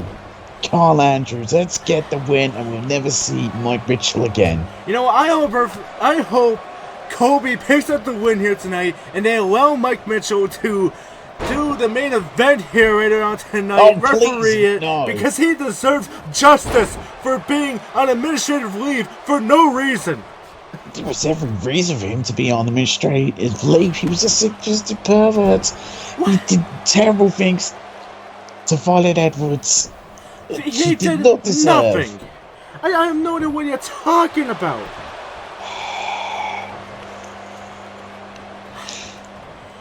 I know. I can't believe that after that Johnny Court case, it seemed like people weren't going to be judging him by his true character that he is, the true professional that he is. True character, true professional. Yes. His true character is he's a sick, twisted pervert. The jury seems absolutely biased towards Violet Edwards, and this is why he is here tonight, asking for that trial by combat, because in the eyes of gods and men, this is what is needed. A true trial by combat, and when Kobe If picks up Kobe the win, wins, there is no justice at all. there was justice for the ref. The referee doesn't deserve justice. He is a guilty man who's done wrong things. There's plenty of evidence to back it up. This trial by combat shouldn't be happening. Not able to get it. Kobe is sidestepping him here. And Come now, on, Carl Andrews, you've got this. No. This is Kobe's time. No, it is not. A true trial by combat is what was needed. I'm happy to see Kobe win here tonight. Take out Kyle Andrews. Prove Mike Mitchell's innocence. But Mike Mitchell's not an innocent man. He is guilty. The evidence speaks for itself of his wrongdoings. What are you It's talking not only about? Violet Edwards, but other women too. Oh my. Well, I mean, look at Mike Mitchell on the outside. He's an innocent man. What is going on? What is happening? See, this is brilliant. As Kyle Andrews, with the help of Violet Edwards and Casey Blade, taking out Kobe, this should be disqualified. What? No, Victor Stone's allowing this? This is amazing. What? Cover hook of the leg. Good Cover night, 2. Kobe. What? Thank No. you. Oh, No. what? That should be Victor Stone as a referee. Victor Stone's doing the right Should thing be- there. He is seeing the justice that needs to prevail. You know what? The Cinderella Kobe has been to the women backstage. And Victor Stone was seeing a little bit of karma being served. I thought Victor Stone was a professional. Not is a anymore. professional. After what just happened, this should be disqualified. Kobe should be named the winner right now. No, he should not. It's called karma. Kobe deserved What? that. And you know This- what? The same thing should happen to Mike Mitchell. He should be triple power bombed. This has through insanity. You're insane for thinking Mike Mitchell is an innocent man. Big super kick here, straight into the cover. Hand under the rope though, just Victor Stone was able to see that one there. Now his eyes work. I can't believe he turned a blind eye to the mess that just happened in the middle of the ring here. Pele kick. He was, justice being served. Kobe cannot win this match. It'd be wrong for him to win. Super kick. No, Cover. come on, Carl Andrews, kick out. 1, 2. No, what? Yes, come on, Carl Andrews. You cannot let this degenerate win. I just cannot believe the injustice here tonight for referee Mike Mitchell. It's not injustice. Justice is being served. Yes, Carl Andrews, big reverse DDT. This is absolute injustice. This is not a true combat here. There should have been disqualification. If this rope breaks, there should be disqualification. Now he's trying to break the armor, Kobe. Yes, break his arm. Destroy him. I am just absolutely appalled by Victor Stone. Victor Now he's trying to Stone team up sees his own justice. move. He is a professional and a great referee. Now what is Kyle Andrews looking to do? Going for the Cover, cover. it's over. 2. No, yes. Come on, no. Kick out. Kobe kicking out. Kyle Andrews. Oh no. Yes, come No. on. End this. Has him into a Break it, cover. It's over. Cover 2. Nice. What? Are you kidding me? There we go. Justice for the ref. Oh, Mike Mitchell does not get justice. He's a guilty man. The justice to be served is when Carl Andrews wins and we get rid of Carl Mike Mitchell Andrews. forever. Running Bulldog. Come on, Kobe. Do it for the ref. No. Watch out. Come on. Yes. Cover him. End this. Cover. 1, 2, 3. Yes, thank you, Carl Andrews. Goodbye, Mike Mitchell. You can piss off out of here. I blame the injustice by Victor Stone. He was biased. And I'm surprised for him being biased. He was biased for his referee, for companion. He was biased for Violet Edwards not doing that disqualification.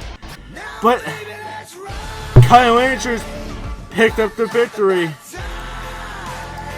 You just seem to get that the real justice was served here tonight.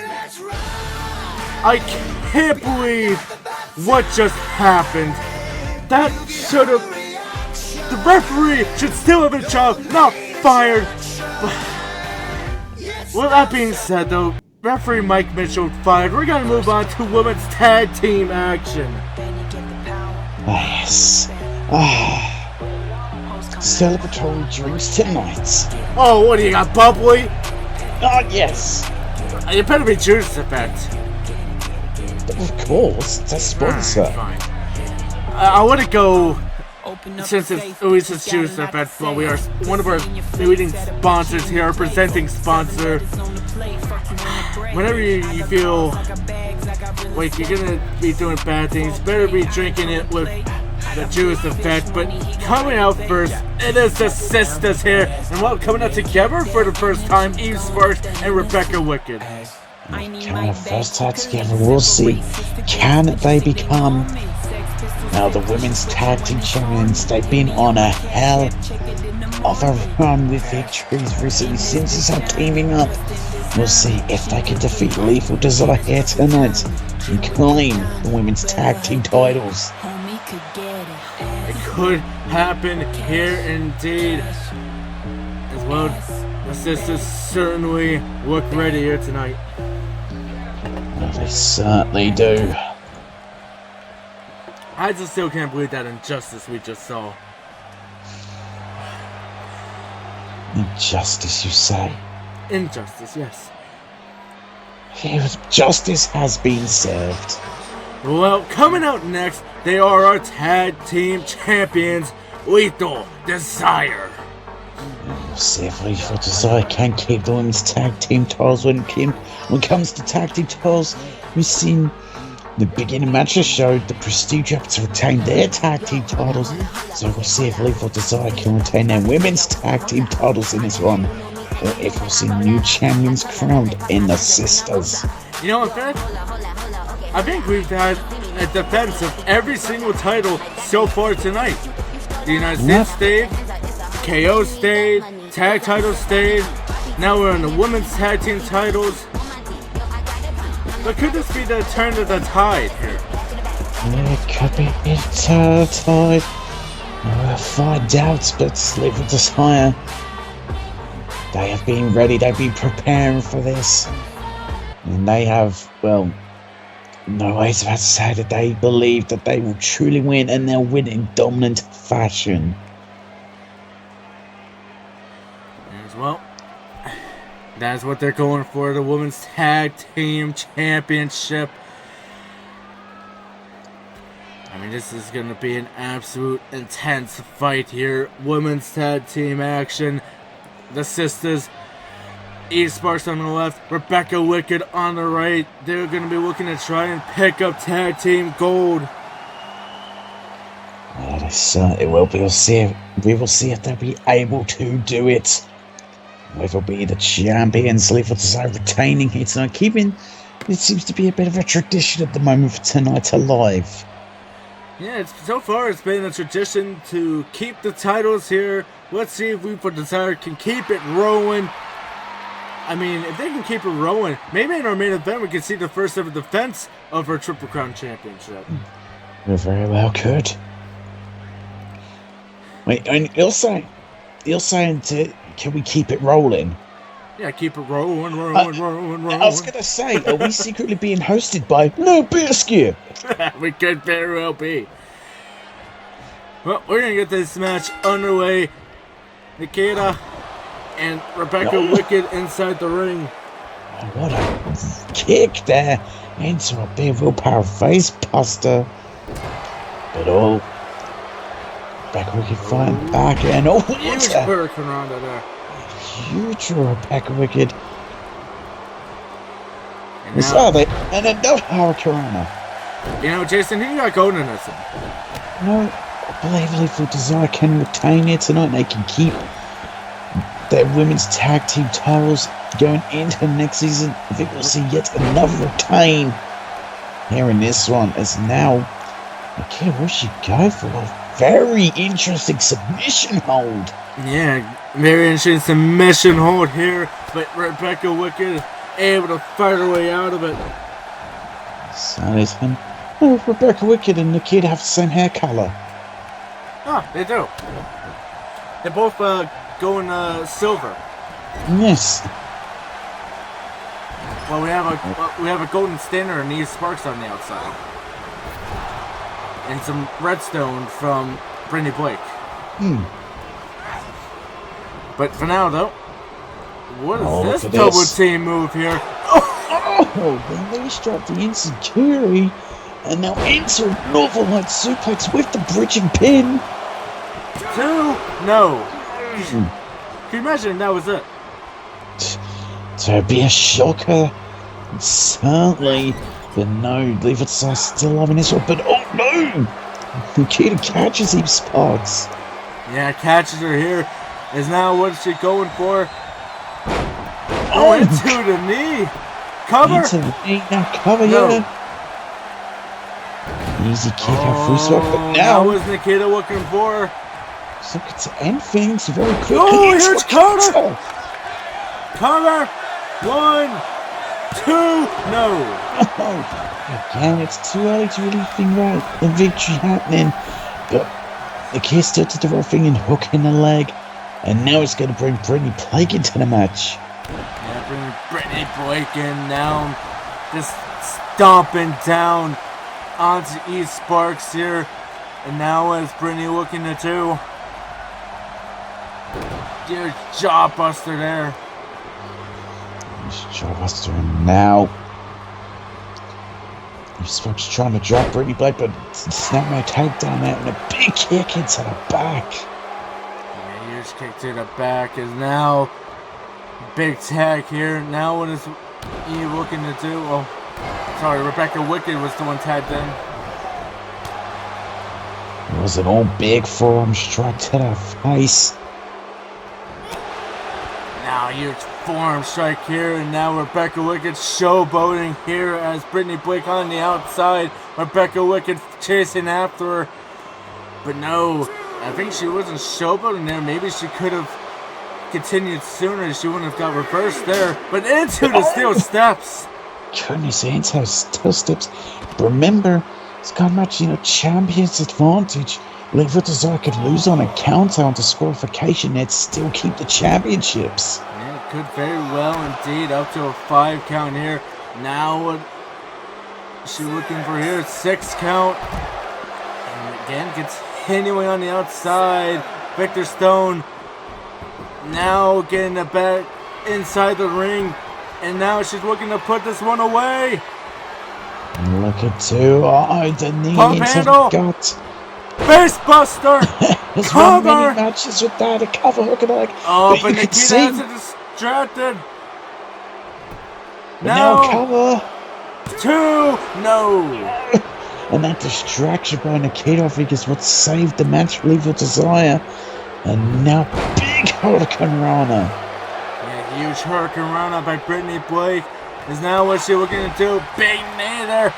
And now, setting up right in front of E Sparks here. Yeah, suppose if Sparks doesn't do anything about Spear! this. Spear! And could it be enough? Cover. 1, 2, no! Rebecca Wicked able to kick out. It seems Eve Sparks believes she'll be able to kick out. Unfortunately for Rebecca Wicked, and well, the sister she was. And oh, now great setup here. Into a huge forearm. And not enough there. Oh, goodness. Big elbow.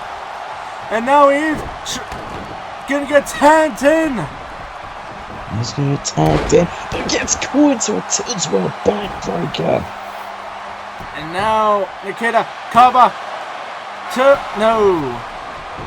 And Sparks able to kick out, still got fire, there's still gas in the tank. And now just Now running look the at this. face into the ring. And a big elbow to the back of the head. And Sparks is in trouble here. And now a big boot. And a clothesline the match. But look at that, Nikita straight up. Yeah, straight up tell you, no prisoners. No big handspring elbow into the corner. And now going after the arm of these Sparks here.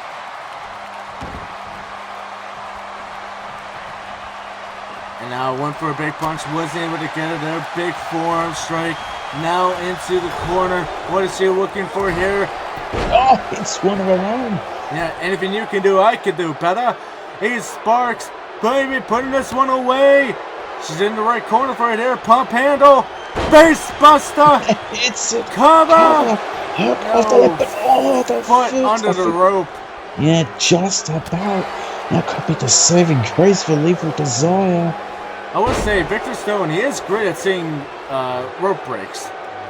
And that's what a professional does. Unlike Mitchell. But doesn't see disqualifications. You're just going to keep going about that despite you did the right thing. You know, the right things happen tonight just deserved, and these women can be safe. Yeah, Mike Mitchell fired. Like we've seen again. All thanks to that man right there, Victor Stone. Go on, I give you no credit to the greatness of Carl Andrews. Well, I'm sorry, but when he should have been disqualified, and that should have led to a win for Kobe, I'm going to say it's going to be on Victor Stone. I mean, did either, the women in that, involved actually have a strike? And Kobe, all they did was, elbow to the powerbomb position. You really actually do they laid much. hands on Kobe. Kobe probably loved that, being a pervert, just like Mike Mitchell. He should go to court for. So he could be got rid of too. No, for the woman laying hands on him. Without his consent, I mean, that is absolutely distasteful. You just keep believing that. So just to be served, the women in this match can feel safe now.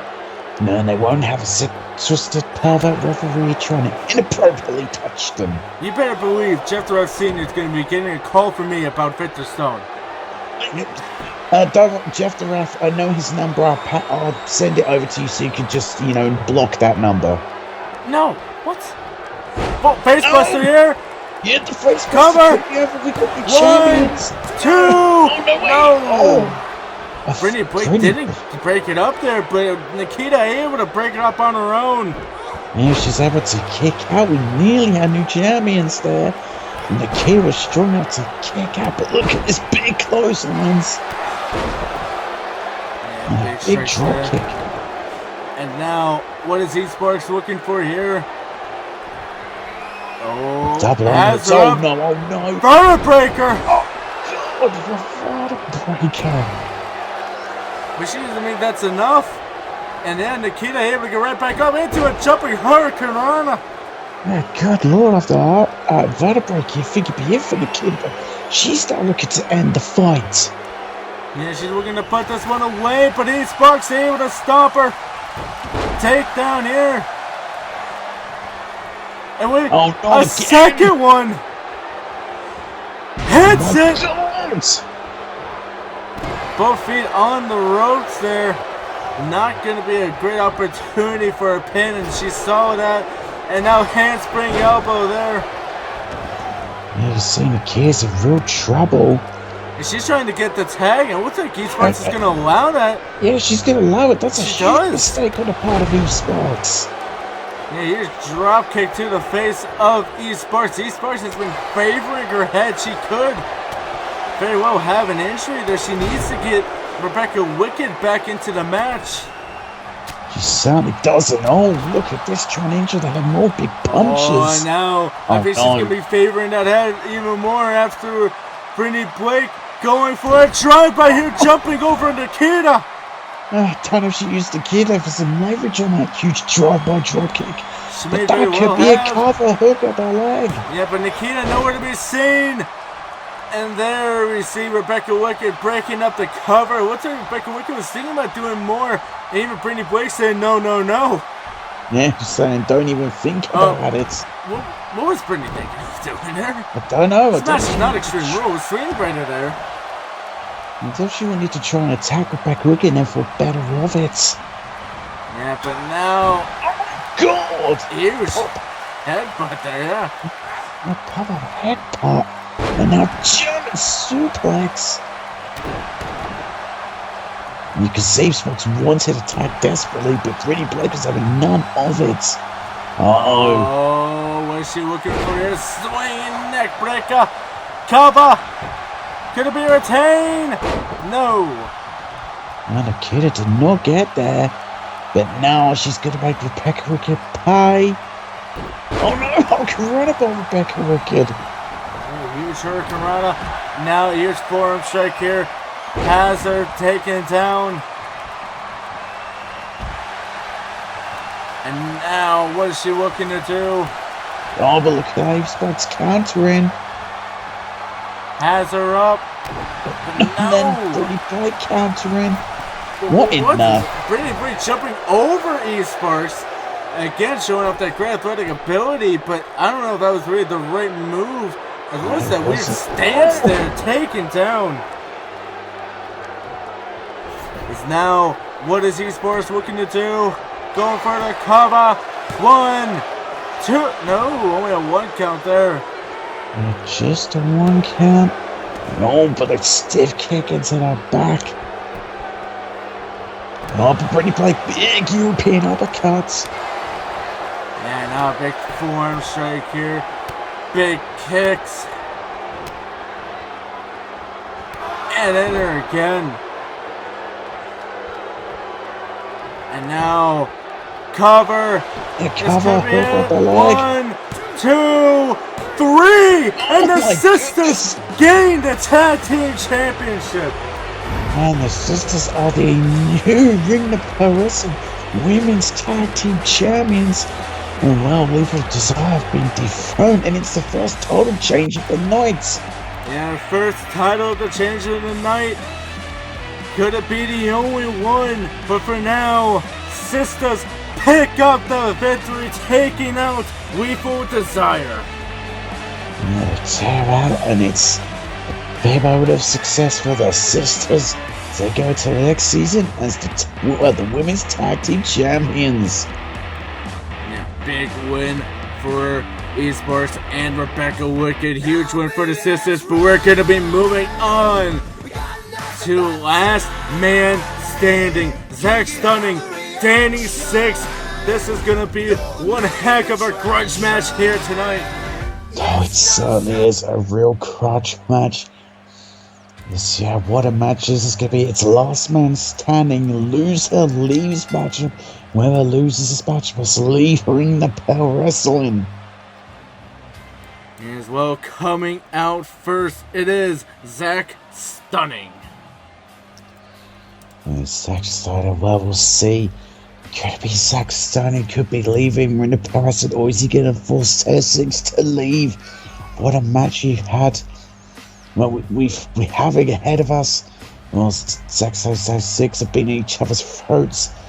Going from just even trying to burn this man. Yeah, he's trying to burn him in the back of a limo. Trying to send him to hell. He did get the win at Hell in a Cell. Well, inside Hell in a Cell, I should say. But then Zach Stunning said that wasn't enough.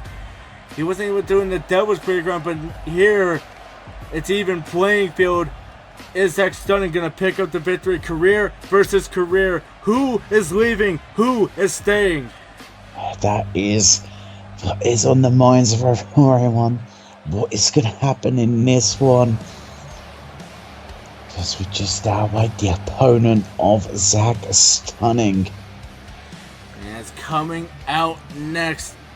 It is Danny 6.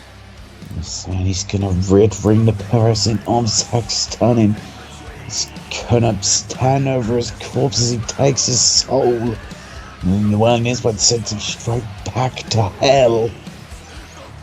God, so this is a this is a pure grudge match. These two basically beat each other's throats over their specific entities.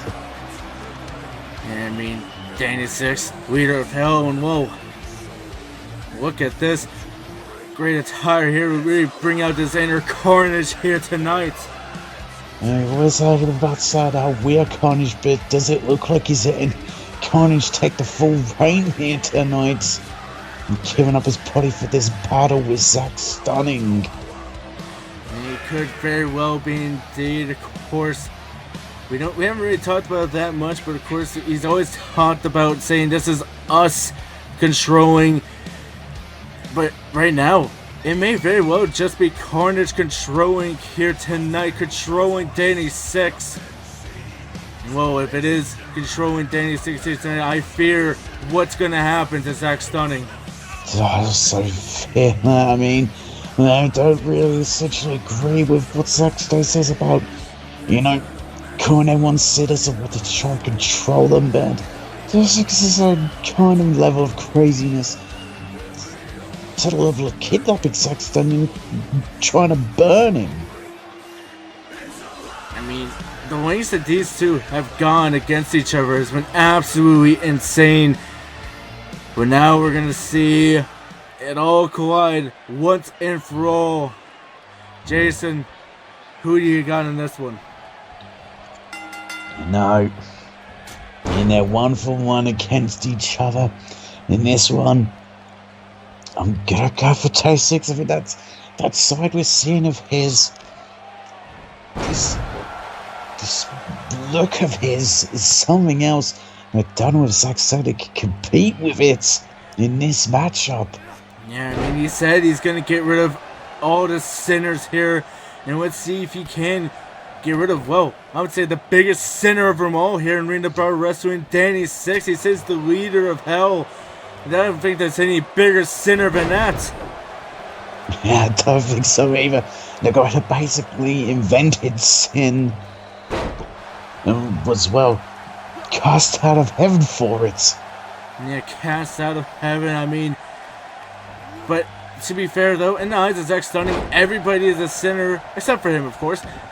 Everyone's a sinner, but, I mean, like I said, there's no bigger sinner than Danny Six, and especially tonight, letting Carnage take over his body. Yeah, that is the scary part about tonight. And seeing these two in this private feud with each other, so that chumming over again. Yeah, double leapfrog there. Zack Stunning looking to continue on him, but not able to do it here. It's now Danny Six with a big snap suplex there. Seems like Zack Stunning is trying to. Six just quickly fires back. Now look at these combinations. The big knee strike right to the jaw. Yes, now what is he looking to do? Takedown here. Is now what is Danny Six looking for? Big forearm strike. And now pump handle. Gut buster there. Oh, goodness. Tally on show. And now look at this, trying to choke the life out of Zack Stunning. Yeah, trying to choke the life out of him here. And of course, you gotta remember, this is not pinfall, submission. This is to make sure your opponent is lights out for 10 whole seconds. Well, a count of 10 by Victor Stone. Yeah, that is the objective of this match. It's why it can be such a dangerous match, because you gotta make sure your opponent stays down for that long. And people go to any lengths to make sure that happens, doing the most heinous of acts. Yeah, the most heinous of acts. And well, is Zack Stunning going to tell him to count? No. And now, what is he looking for here? No, big forearm strike there by Danny Six. And now, what is he looking for? Throwing him into the corner. Huge drop kick there. Davey got all of it, but enough. And it started to count for Six. Doesn't want him counting. As now, what is he looking for? Taking him maybe to the outside. Of course, this match can end anywhere as just falls count. Well, I say falls count anywhere. I mean, you can be counted out anywhere. Yeah, count outs count anywhere. Yeah, the match can end anywhere. Well, it can end up on top of one of our cars. I hope that doesn't happen, but it could happen. It could very well happen here indeed. I mean, anything goes. Anything is possible. As now, Danny Six maybe he's going to wait for the count here. Yes, he is. He thinks he's done enough. 3, 4. Maybe he did. Done enough? Six stunning out. 5, up to a 5 count. 6, 7. No, wait. Zach stunning up. Now, and now what is he looking for? I mean, he really just sat up as quick as he could. And then that was enough for Victor Stone to call it there, to not continue to count. And now Danny Six, though, he was able to go right on him there. And now, what is Zach Stunning looking to do? I can't to the outside now on this. I always say where things get really dangerous at that floor. Very thin padding, doesn't really offer any protection. And you've got the announce tables, there's still steps, the ring posts, so many things. And big knee strike. Yeah, big knee strike by Danny. Now taking it back inside the ring. Wasn't staying outside for too long. And now Victor Stone counting here. You know, it is interesting to see Danny Six throwing him back inside the ring when he didn't need to. He didn't need to, but chose to. So a 5 count. 6, 7. No way. This is gonna be it. 9. Victor. Oh my God! I thought this was over. What's happening? I can just see. Where did that sledgehammer come from? Sledgehammer. Where did he get that from? And Victor still was counting, but then he wanted to continue, and now continuing with the sledgehammer. Which is his brutal sledgehammer shots. But he's not done. Look at this. He's done. Where'd his that hand. blood come from? I don't know where that blood came from, but the hammer, Lord. DDT looked like into the sledgehammer. Saying it's time for you to leave this place, Carnage. You will no longer be able to corrupt these people and allow them to commit sins in your name. With the power of God on my side, I cast you away from RTBW and back to hell. And well, I wasn't able to finish that, but Carnage, I was saying you have outlived your usefulness, Danny. I will find a new and much stronger host who is in control of his form. What the hell is going on in this match? 10. The winner is Zach Stunning. Zach Stunning is the winner, but what the hell did we just witness? What did we just witness? I think Zach Stunning just performed an exorcism here tonight.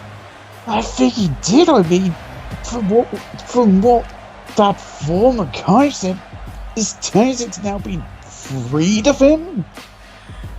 Yeah, I mean, what the hell is going on here? Danny Six has always been known for the carnage inside of him, but Carnage apparently now has left Zach Stunning exercising it. Jesus, that's loud now. And what just happened? I mean, I'm in absolute shock. I don't know, we were blinded. And by the time I had my vision back, Zach Stunning had a sledgehammer in hand, went to a town on the skull of Danny Six, and then a hammerlock DDT. Drawing looks like maybe even some of his own blood for a blood exorcism there. But Carnage is no more. Now it's just Danny Six. But Danny Six is no more. Career over. Yeah, he's gone from ring to bell. What? We gotta continue. We still got a show to continue. We got the Prestige looking to add another title to their stable here. The leader, Scott Osborne, leading down the rest of his Prestige members here. 2 out of 3 falls. The clergy banned, not just from ringside, but the stadium. Oh, it's the right thing to do. You know what? I believe we'll see Scott Osborne leaving tonight as the European champion. That's what you think. It's what I think, and I believe will happen. I mean, Scott Osborne really did leave all options out the way here, as he's going to be having the complete advantage, 2 out of 3 falls, having the rest of the prestige on the outside. Corgi not allowed to be here, no Dustin Weaver, no Brandon Alexander. This is absolutely insane. It's absolutely insane in a way, but it's a smart move on the part of Scott Osborne and Prestige to have the numbers on their side. You know, it's the tactics that made the Prestige to the level they are. And I think we'll see a new European champion here tonight. We could very well be indeed, as Scott Osborne laid out the challenge. Well, he did beat Elijah Riley to get into this match. Now Elijah Riley, though, he's moved on to going after the Triple Crown. That's going to be in our main event later on tonight. But right now, the Prestige looking ready. Yeah, they're certainly looking ready for this one. Scott Osborne, he has been wanting that European Championship desperately, and we'll see if he'll be able to obtain it tonight. And well, Scott certainly looking ready here. But now the lights are out. And of course the arena is finally starting to get dark here. But coming out next, the leader of the Corgi, the European champion, Jacob Wells. And the European Championship was it. As that championship, the European Championship, can he keep it? As this match is over, I personally don't think so. I think we're seeing a new European champion crowned as well. But this man, he has tricks up his sleeve too. I mean, we've already seen some tricks here tonight. Could this man try and pull some? Yeah, he could be trying to pull some, and we literally just saw a Riddle exorcism inside the ring. But Yes, I mean, now we got Jacob Wells coming out here to, of course, you know, the writer of the Book of Wells. He'll be looking to try to defend this European Championship alone here. And this is going to be absolutely hard for him here to do. Let's see if he's going to be able to do it. 2 out of 3 falls. No Corgi. Prestige on the outside. I mean, this is going to be a rough one. It is a very rough match, especially 2 out of 3 falls. This match could get all kinds of chaotic. And what a match you have ahead of us. I mean, what a night it has been. Some absolute twists and turns and utter craziness in the ring tonight. We see another title change. Yeah, Who could we see retain? We could see another title change. I mean, the odds are not in Jacob Wells' favor here tonight, as Scott Osborne, I mean, the Prestige picked up the 6-man tag victory. They were able to set up the stipulations however they wanted. And this is not favoring Jacob Wells here, as he is out here by himself, having to take on Scott Osborne. And with the rest of the Prestige on the outside, this could not be favoring him at all. It could be, but it's the tactics of the Prestige. It's a smart tactic to have the other members out here. But well, Jacob Wells has no one out here to back him up. He has to do this all alone. You may not like it, but it's smart. You know, I definitely don't like it, but you are right. It is a smart move. If I was Scott, I definitely would say no to, of course, the Corgi being out there. But I mean, come on, that's totally unfair. This is, Jacob Wells has to do this all by himself. He does have to do it all by himself. But the Clergy and Prestige have been at each other's throats, and it's just what the Prestige are doing to, you know, have the advantage here tonight. It's what Skulls was doing, and it's smart on his part. You see, in the 2 out of 3 falls match, who is going to get the win? And I mean, what kind of things could we see in this match? Yeah, what type of things can we see in this match? And Scott working over here on Jacob. Now a chicken wing here. Now, Jason, I know you think that Scott's going to win this match, and I don't blame you. This is definitely heavily against him. But who do you think is going to get the first fall here? Still a say, I mean, I could see, Scott's well possibly get his first fall, but I could see Jacob Wells possibly. I mean, the thing is, when it comes to the first fall, you can accept taking that first fall, depending on how you go about doing it. In matches in the past, I've seen someone take a first fall by DQ because they'll do something to give themselves a head start. That is very true. I mean, if anyone's going to be doing DQ, it's going to be Scott Osborne with Prestige on the outside. You'd think, but Jacob Wells may think about trying to do it to try and injure Scott Osborne a little bit.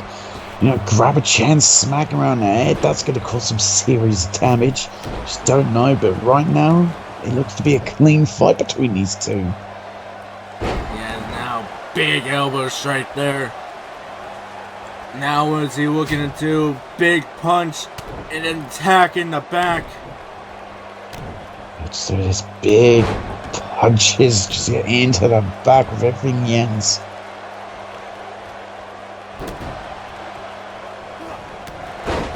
Big clothesline there. Is now Jacob Wells going after the shoulder of Scott Osborne.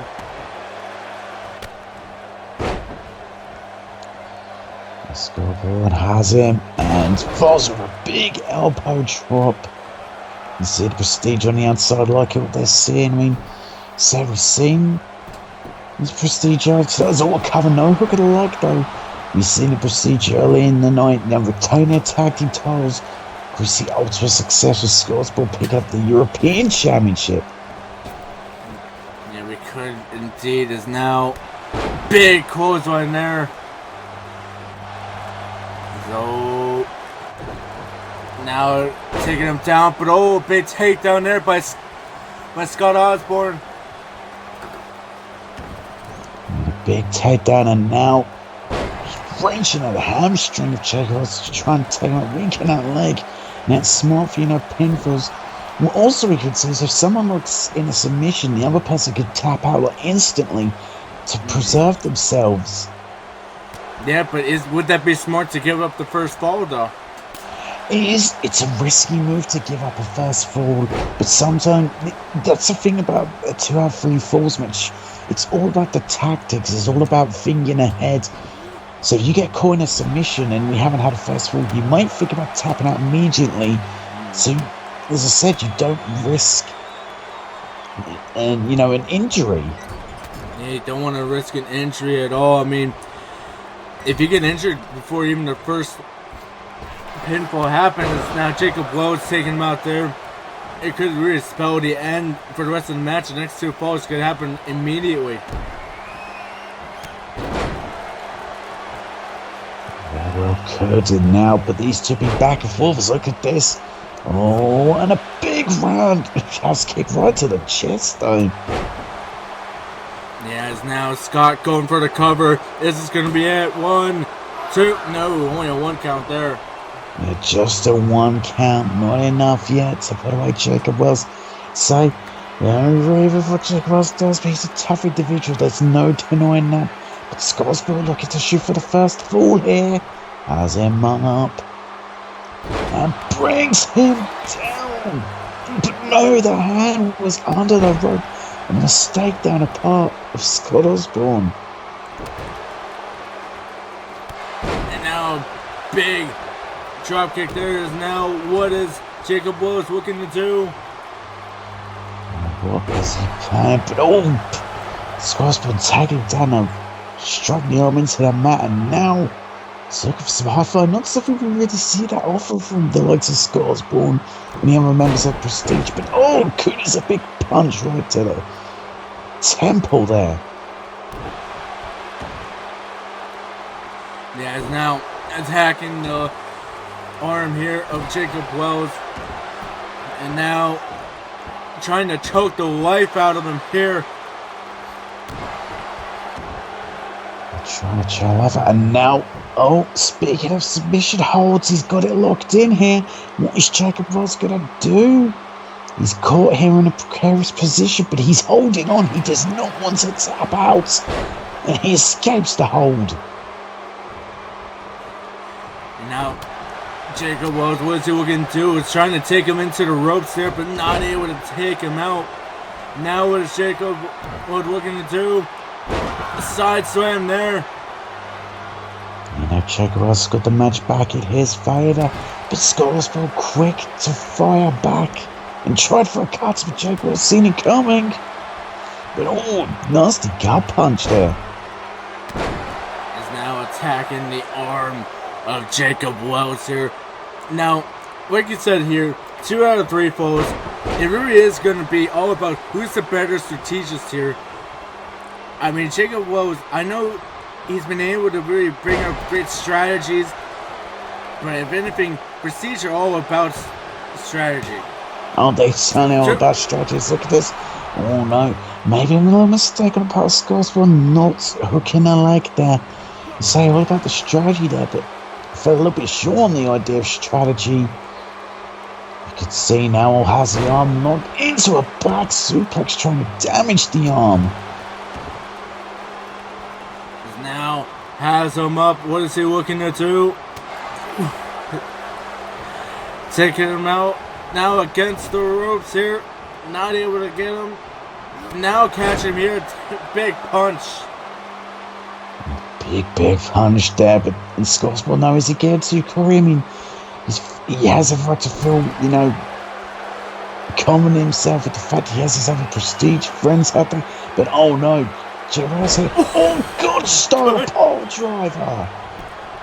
And now cover.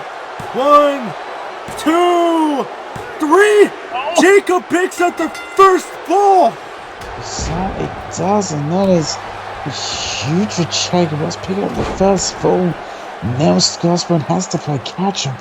He has to get this next fall or it's all over. So is the pressure now going to get to him? And I'm sure that, I know Prestige are all about the strategy. I'm sure giving up the first fall like that was not a part of their strategy there. And Scott Osborne now, full aggression, trying to take it back, even it up. 2, not able to get it. Jacob has got to do everything to make sure that doesn't happen. He does not give up a fall here. You can see Scott Osborne is going in with everything he has. And now has him locked in. Into the cover. He has him. 1, 2. No! What? Oh my god! What does it take to put away Jacob Wells? God, Scott Osborne, I believe in you. Yeah, what does it take to put out Jacob Wells here? I mean, absolutely insane. I mean, Jacob's got the first pinfall here. Scott Osborne has been on top ever since. Snapmare takeover. Will it be enough? As I said, Scott Osborne's now having to play catch up. He's having to do everything in his power. And instead, it's a high-pressure situation. If any mistake he makes, Jacob Wells could easily capitalize. Yeah, he could easily capitalize here. Going for a cover. Is this going to be 2? No. Instead, this is where Scott Osborne may start to get desperate as well. He needs the second forehead to keep his hopes alive. But it's being caught into a Falcon Arrow. Yeah, I'm sure the last thing Scott wants is to be clean swept here, but could it be happening right now too? No. No, Scott's not able to kick out. He's still got it in him. Now, big knee strike. Scott's being cut open. He is bleeding. Yeah, he's bleeding. Jacob Wells maybe putting him away once and for all. Could he do it? Oh no, he's looking for that Scotch Star Pile Driver again. Hits it. Hits it. Is it going to be enough? Cover. Come on up, Mr. Prestige. Do something. 2. Oh my goodness! What the hell is going on here? Somehow Jacob Wells retains the European Championship. Not that he clean sweeps in a 2 out of 3 falls match. We didn't even go to the 3rd fall. Oh my goodness, somehow, someway, Jacob Welch just took out Scott Osborne. Clean sweep, 2 out of 3. And well, still our European champion, Jacob Wells. Still champion. I don't know what to make of what Richard's witness, but you have to accept that Jacob Wells is a better man here tonight. And he's gonna have to accept that here tonight. But for now, still European champion is Jacob Wells. We're gonna be moving on to one of the biggest grudge matches here on the card. Dan Masters, Morgan Wolf. Oh yeah, we've had so many grudge matches, and this is another huge one. And the hatred between Dan Masters and Morgan Wolf. Now it culminates here tonight as there is the Wolf Hunter himself. Coming out first, it is Dan Masters, the Wolf Hunter. He already pinned William Wolf on Thursday night, and now he's going to be looking to try and continue that here and get another big win here. I said Thursday, I meant to say Monday night, but still, we're going to try and continue that momentum here tonight and pick up a win over Morgan. That's what we'll be looking to do. Easier get no revenge that's been boiling within him. The hatred he has towards Wolf. He once believed he could trust Morgan Wolf and thought Morgan was a friend of his. But when we see Morgan Wolf's true colours were revealed at state of emergency.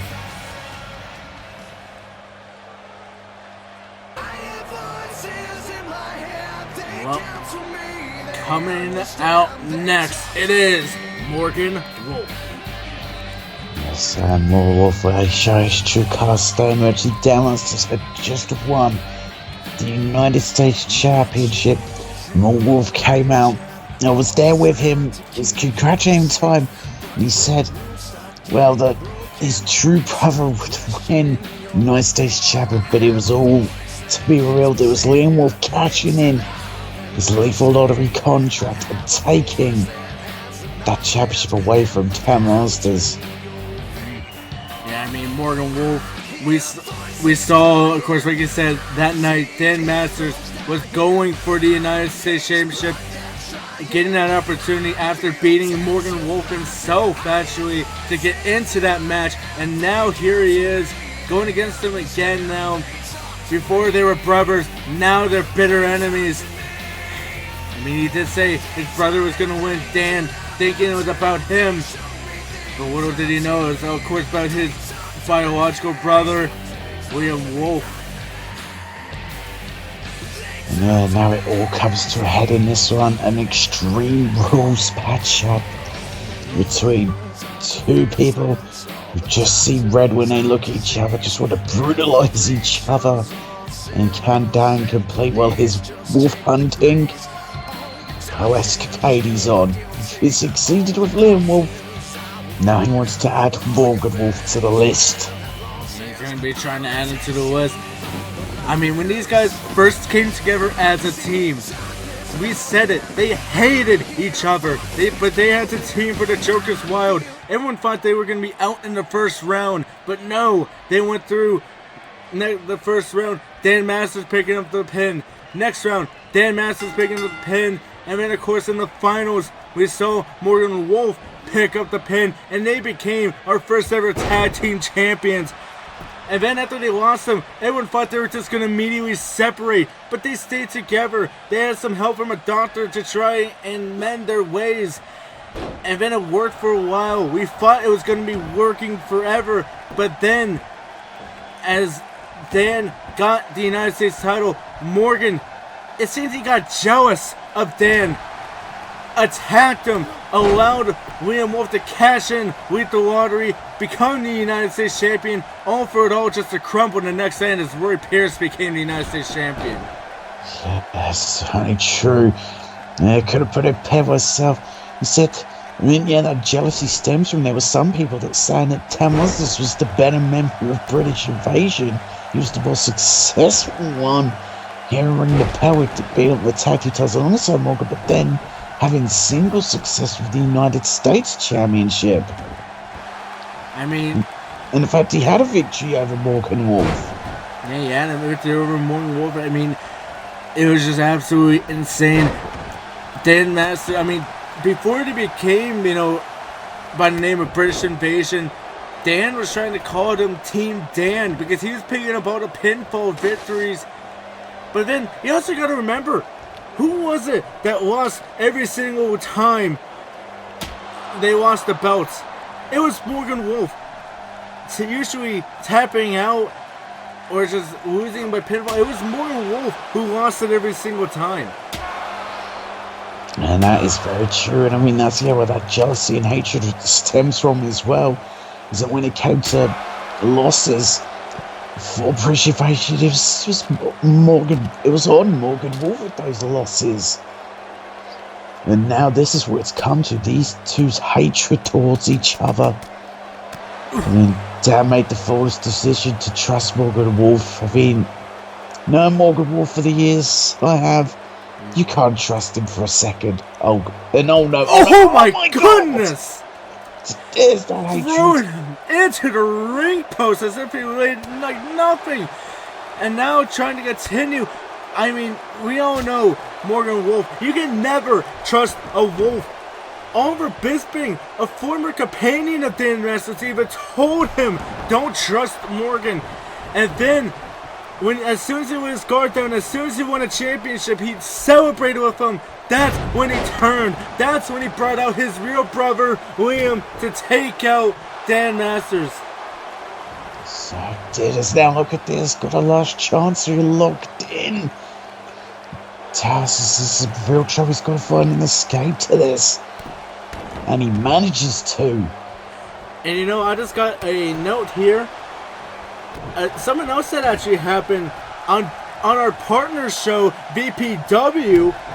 Morgan, a week after the breakup, watched Dan be tapped out by the Prestige on BPW. Yeah, he said. Oh, spear! Oh, big spear! Yeah, they were a tag team on VPW as well, but of course, they're crumbling there too. And yeah, as I said, this is how hatred Morgan Wolf's had. I don't think Morgan Wolf ever seen Thanos as a friend or a companion. I think that whole entire time he was faking it.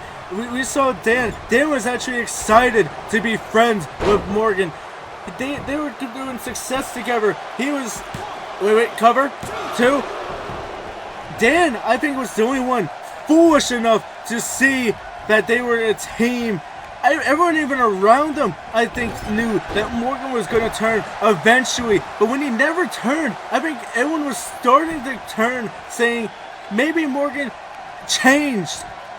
But a wolf never changes. No, it certainly doesn't. Very interesting. Hitting a big punch. And Tavares is in some real trouble as Wolf has control of this match. And it seems he's worn out. It seems he's worn out here. But look at this counter! Cutting open Morgan! Flatliner!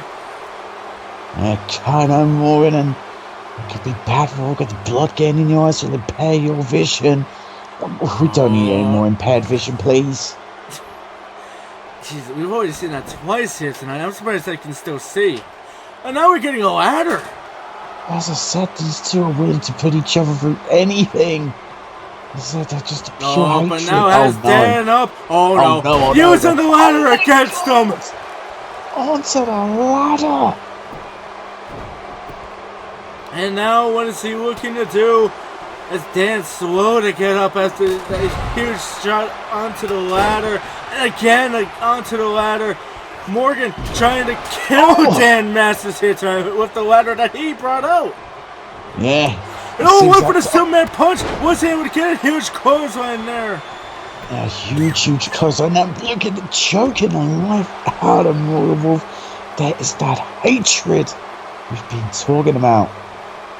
Yeah, and of course, don't forget, also on our partner show, PPW, we saw Morgan Wolf, King of the World.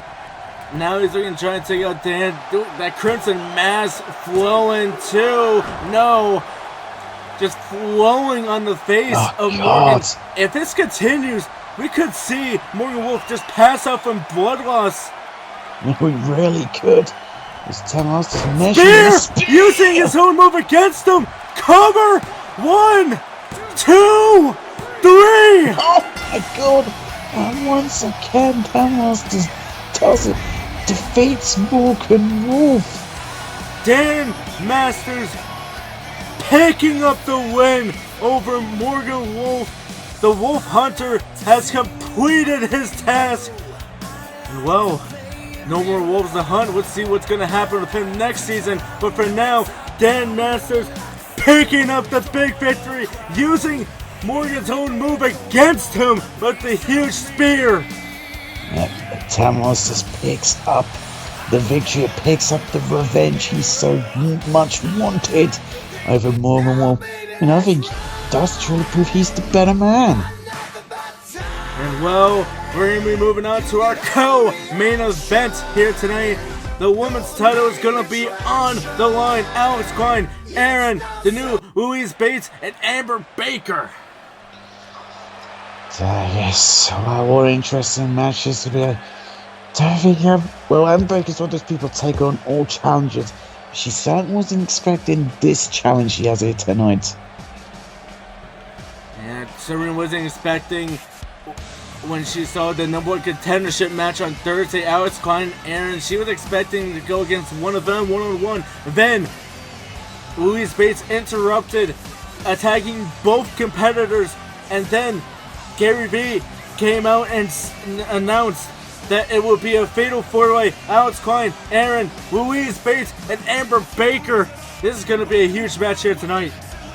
So this could be a huge match. I mean, I don't know what to think about how Louise Bates got this match. The fact she's involved with the clergy kind of makes me wonder. What does that have to make you wonder? Gary Gorman could have had some poisoned food. Oh my, again, you with the poisoning of food. They have not done anything. They did not poison your spaghetti. Oh, they did. I poisoned my spaghetti. I don't think they did. You can continue to believe that, but I mean, you got proven wrong tonight when justice was served and Mike Mitchell was fired. Yeah, after, Victor Stone allowed the woman to come in and attack Kobe. Of course that happened. Yeah, Kobe had it coming. I mean, the way he's treated women in the past, kind of deserved it. Whatever. Alex Klein, though, looking ready here tonight. Coming out next, representing Fight Like a Girl, it is Aaron. So, can Aaron win this match? I mean, it's a much more tougher job. I mean, she's PPV some big victories recently that got her into a position of trying to become number one contender. Before, of course, the controversy involving Louise Bates. But now, I mean, it's very interesting to see if Aaron can have a strategy for this to pick up the win, become women's champion. Yeah, I mean, we've seen Flag here since the beginning. Now I believe this is their first chance at gold. Will they fall here at Endgame, or will we see Flag show how to fight like a girl and pick up the women's championship? That's what I wanted to fight out. What a co-main event we have here. What a night it has been. As well, coming out next, it is the Undead Girl, Louise Bates. Undead Girl, Louise Bates, a member of the clutch. I mean, in her debut matchup, could she pick up the women's champion? It'd be the biggest debut we'd ever have here in the Battle Wrestling. Not only debuting at our biggest show, Endgame, she could pick up the women's championship too in a fatal four-way. Well, I mean, it's got to be the biggest career moment in the history of our company. Yeah, this is definitely going to be a huge match for Louise here. Try and pick up a huge win here tonight. I mean, if she can get a win on her debut at Endgame in the co-main event, picking up the Women's Championship, that would be absolutely insane. That would be insane. It would be monumental. It would be a defining moment. As well, coming out next, she is our Women's Champion, Amber Baker. Yeah, we'll see. After this matchup, will Amber Baker still be able to cross herself Baker 2 belts? Of course, Holt currently at the moment the Ring Belt Wrestling Women's Champion and the VPW Women's Champion. But I mean, she's got a tough task ahead. The issue she's got to face is she doesn't even have to be pinned to lose her championship. I mean, the odds are fully stacked against Amber Baker here tonight. Fatal 4-way. And like you said, the biggest odd against her, she doesn't even need to be pinned to lose her championship. Louise Bates could possibly pin Aaron to pick up the belt. Aaron could pick up a win by pinning Alice Klein. Amber Baker doesn't need to be involved in the final decision. She does. That's something that's got to be playing on her mind when it comes to try and have a tactic for this matchup. Is you could be laid out on the outside where the pinfall happens. It's completely not to your knowledge, and then you wake up to realise you've lost your championship with never being involved in a decision. That would be a heartbreaking moment. Yeah, it could be a heartbreaking moment. As now Amber looking to attack Aaron here. Alex Klein going after Louise Bates. And now it's stun gun there. Well, something that surprised me a little bit, guys, is I thought that, everyone, the three would go after Louise Bates only because of the controversy that she's caused, turning this into a fatal 4-way. But it seems, Alex Klein has certainly gone after Louise Bates. Is now inside the ring. Amber Baker trying to work over on Aaron. I mean, these two women have been back and forth really against each other throughout this season. We've seen Amber and Aaron go against each other 2 times already this season. Amber thought it was going to be an Amber and Aaron 3. And then, of course, now we got the Fatal 4-Way. We have the Fatal 4-Way. And it's a controversial situation, a very interesting situation. Which of these 4 women is going to be leaving Endgame as the Women's Champion? Who's going to be leaving as the Women's Champion is now Alex Klein. What's she looking into? Stung on the inside of ropes. And now Amber Baker, what is she looking to do? Looking to take out Alex Klein there. Louise Bates going up high, maybe against Aaron here. Look at this! Oh, what a moonsault, the agility. Louise Bates, so impressive. Oh, goodness, a snap German suplex by Amber Baker. It's Alex Klein. As now Amber Baker, they cut her. Could it be enough to take out Alex Klein? No, she wants to do more. She wants to do more of that twisting cutter. And brings her down. But Louise Bates is right there. And it's a cover. And Zan Baker hadn't realised. As now, what is Louise Bates looking to do? Amber Baker, though, missing the dropkick there. Now continuing on Louise Bates. Continuing on Aaron now. Has her up, but goodness. Louise Bates gets struck down a hard way. As now, big punch there by Amber Baker, now throwing her outside. And now Baker's going forward, but can that be a mistake to go on the outside to follow? Said on the outside you can't get the win out there. Now Baker may not notice if a pinfall's happening. What a big boot there by Heron. Is now on the inside, has the hand and stomping at the fingers. Yeah, as now Aaron going for the cover here against Louise. Both Amber and Alex Klein noticed it there. And now Amber taking on Alex while she was distracted. Yeah, that was a great tactic there by Baker. She knows Alex Klein was distracted. You see a submission hold here from Aaron, but Aaron Baker's going to make sure to break the hold. A big suplex. Yeah, big suplex here. And now, what's she going to go for? Going for that huge cutter yet again on Louise Bates, but now Alex Klein trying to steal the cover. Yeah, he's trying to steal the cover there. And big drop kick. There's no Amber Baker foot there. A flex Husker rotates up, but no. Still in. And now here's clothesline, and yet again, Alex Klein working over on the champion.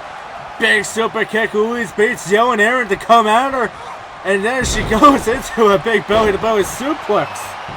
Oh my gosh, what a discus clothesline. And now look at this, a cover. 2, no. Louise Bates is able to kick out. That's just sad about Amber Baker, the current champion, not having to be involved in the decision-making process. Oh, what a knee strike. Yeah, what a knee strike here indeed. Now, what is Louise Bates looking to do? And what is she trying to continue? Look at this! Into the cutter! Cover on the champion! Utility. 1, no.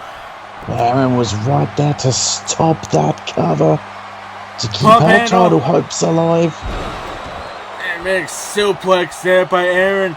She's looking to work over on Louise Bates. Maybe a cover, center of the ring. Amber Baker and Alex Klein again, both there to notice. Yeah, they're both there noticing that happening. And now pump handle. Backbreaker. Alex Klein's now going. Set up for something, it looks like. Yeah, trying to set up something here. Big clothesline. Goes for another one. And look at that leap from Louise. There's such a leap from her, and a big clothesline, and a big hip up. Yeah, big hip up there is now. What is Louise Bates looking to do? Oh, she's measuring up Amber Baker. Big and now, security now cover. Look at the leg. 1, 2, no. But Amber Baker able to kick out. Yeah, now going for a big kick there. Aaron now looking, trying to continue over here, and Amber Baker went for another one. No, stopping it there. Big forearm strike, belly to belly suplex yet again. Louise Bates still down on the ropes, and Alex Klein taking full advantage. It's advantage, eliminating her. Backside looks like she wants. No, she's got to do the right to get back in the ring when the action is. But wait, she's going to go up high. Wait, is she going through Louise? Yes, she is. But Louise getting up. And Alex Klein, big crash and burn. But wait, Amber Baker inside the ring. 2, 3. Amber Baker's done it out of nowhere. Despite the odds being against her, she has retained the Women's Championship. Amber Baker picking up the huge victory, pinning Aaron there. And well, how fitting it is. She's been against Aaron for most of the season, and now beating her to retain her Women's Championship here in the co-main event. A bow to the crowd. Big win, still double champion, Amber Baker. And well, we're going to be moving on to our main event.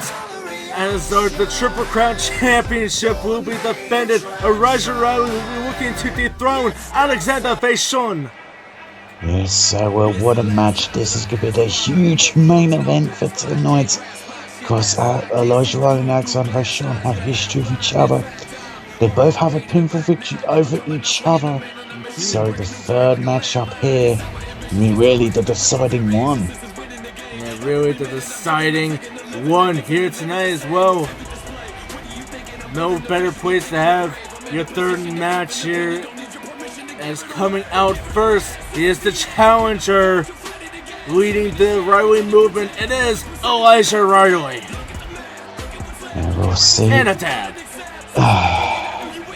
Damn it. We'll see. Elijah Riley, of course, former European champion. We'll see, can he become Triple Crown champion here tonight? Said Alexander Vachon has a picture of him, but Elijah Riley has a picture of Vachon too.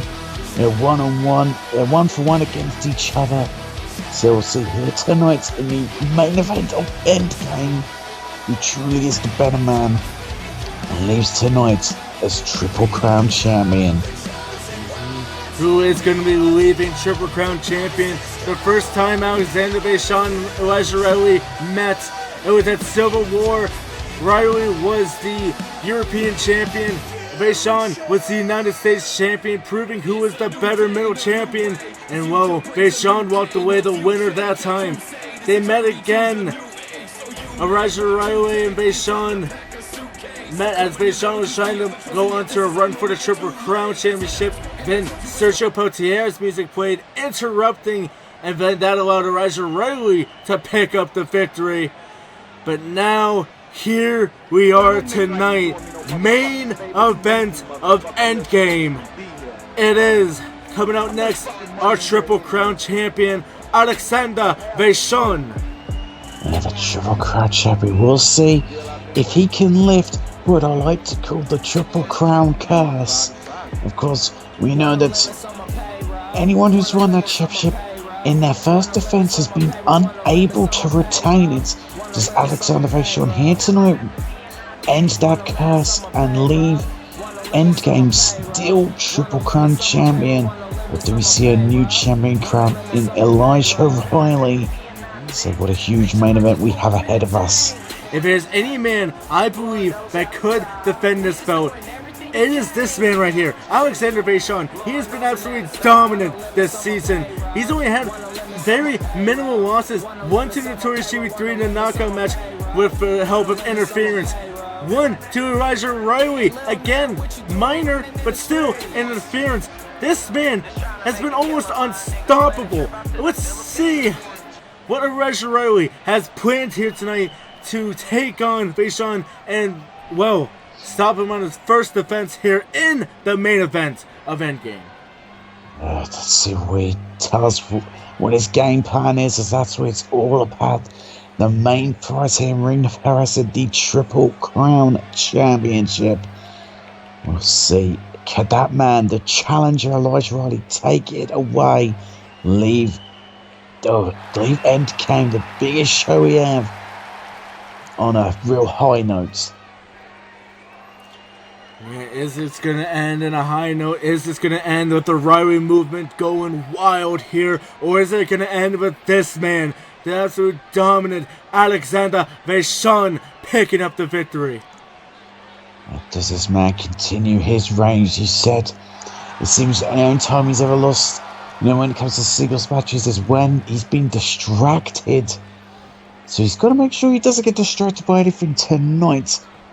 But we'll see what happens in this one. Does Vachon retain the champion, or does Riley take it away from him? Yeah, it's not very common that you see that tunnel vision would be the best advice. But right now, I would say that is the best advice for Vachon. Don't get distracted by anything. Have complete and utter tunnel vision on Elijah Riley. Know where he is at all times. Don't focus on anything else. That is, the best advice you really can give is to, keep focused on the match. I mean, that's for any match, but sometimes you just get distracted by the smallest of things. But Alexander Vachon has got to make sure it doesn't happen. That he keeps his eyes on Elijah Riley at all times. Does not get overconfident, feeling that unless he's distracted, he can't be defeated. Let's see, can Elijah Riley do it here tonight? Can he stop him without any distractions? Can he truly stop him one-on-one? Vachon, though, right now, full control. Rings of Saturn right here. Could you imagine the main event ended right there? Good Lord. I think we'd have a fair few unhappy customers. You think they would be asking for a refund? Maybe. Hey, apparently, we've already had 2 5-star matches tonight, so I don't know what they would be complaining about. If that match ended right there, we might start getting some chance. Yeah, but right now, Elijah Riley, though, Big DDT from the corner here. And now, what is it we're going to go for here? No, not able to get him there. Now what is Vaishon looking for? Sweep of the leg. And a pig leg drop to follow up. And Elijah Riley's going to fight with everything he's got. They said he's already been European champ as a cover hook of the leg. No. He wants a triple crown championship. He wants to gain that prize. But look at this. Oh no, oh no, no, no, no. Oh, vertebraker. Oh my god, a brutal vertebraker by Vaishon. But he here's... just makes it look so effortless. Wait, after this cover. Only a one count there after that vertebraker. Wow. But here's a key note here to talk about. Vaishon has never lost a defense before in his life. The only reason he's not still United States champion right now is because he gave it up so he could go for the Triple Crown Championship. Exactly. And it was in that feud with such a belt here and Travis Turner with such a two distinct with his knockout title. It was Vaishon who was the successful one in picking up the Triple Crown. So yeah, as I said, the only time he's lost in singles matches is if someone distracts him. Outside interference. Elijah Riley kicking out there. But can Riley do it here tonight? No interruptions, no interferences. Take him out. So he 1-1, and he just flops over. Damn it! He might have had a little bit too much on the bubble. He might have had some nerves going into this match. Maybe, but he likes to do that flop quite a bit. I mean, maybe it's part of his power. Ooh, maybe it is. Maybe he just turned it on. Look at this. High flying. Now it looks like he's going, running circles around Vaishon. The speed of Elijah Riley, because he's a smaller man in this matchup, so he's got to use his speed. Look at this. But look at the strength. Into the pile driver. Is it going to be enough? And, he's looking a little dance move. I think he thinks he's got it. But this is Vaishon we're talking about. He got to do a lot more than this. And now he's looking to go up from the first rope. 450! Oh my god, a 450 splash. Oh my god, Elijah Riley wants to end things. Look at this full-on offensive here. And the Michinoku driver, he's won many matches with that. Cover! Is this gonna be it? New champion! 2! No! Vaishon kicks out. Oh my Elijah Riley can't believe it. He thought he had it right there. Pile driver, 450, Michinoku driver. What is it gonna take? As I said, when we talk about Alexander Vaishon, he truly seems like an unstoppable and unbeatable individual. To keep, hinged on the fact that when he's lost singles matches, it's because of an outside interference. I don't think Elijah Riley really has an advantage here tonight. This is full 1-on-1. I mean, but you saw that great rapid succession, big moves on Vaishon. Only a 2 count. I thought the match was over. I thought we had a new champion. It did as well. I thought we was on our way to it. But as I said, Vaishon has got that thing about he just keeps going and going. Yeah, but now... Did Elijah Riley tire himself out here? Vaishon continuing on him. Busted open is Elijah Riley. He's got cut open. Whether that headband will help him. Stunner! Keep the blood off his eyes, but a huge stunner. Now Elijah Riley's in real trouble. He might be onto something. He may have used too much energy. Another elbow drop. Cover. Is this it? Hand on the rope! Vaishon, and he realizes his mistake there. Great ring awareness by Elijah Riley, but is it too little? Too late? Vaishon calling for the end! You can see the blood has got through the headband into yours, but Elijah Riley's giving it everything he's got. Counters. Michinoku driver, hit again! Cover! 1, 2, 3! Oh my god! New Triple Crown Champion! Elijah Riley has done it. He has just defeated an unstoppable individual, and there was no outside interference. You can say Elijah Riley has a fully legitimate victory over Alexander Vachon, and is the new Triple Crown champion. The new Triple Crown champion, Elijah Riley, cut open but not out. Big win, Vachon. Oh my goodness, the Riley movement is fully behind it here. What a win for Elijah Riley. Oh, what a win. And well, it's him who's now really the big man after this show. He's the top dog now. But that is it. That is the end of Endgame. Jason, say goodbye to the fans for this season. Goodbye, fans, for this season. I'll see you for the next one. And well, guys, I'm of course the main commentator, John Alderman. We will see you guys all this December when we will be on Season 2. You guys will not want to miss it. What a night we had at Endgame. What a big win to Elijah Riley. And well, guys, that is it for us here. Have a good night. See you next season.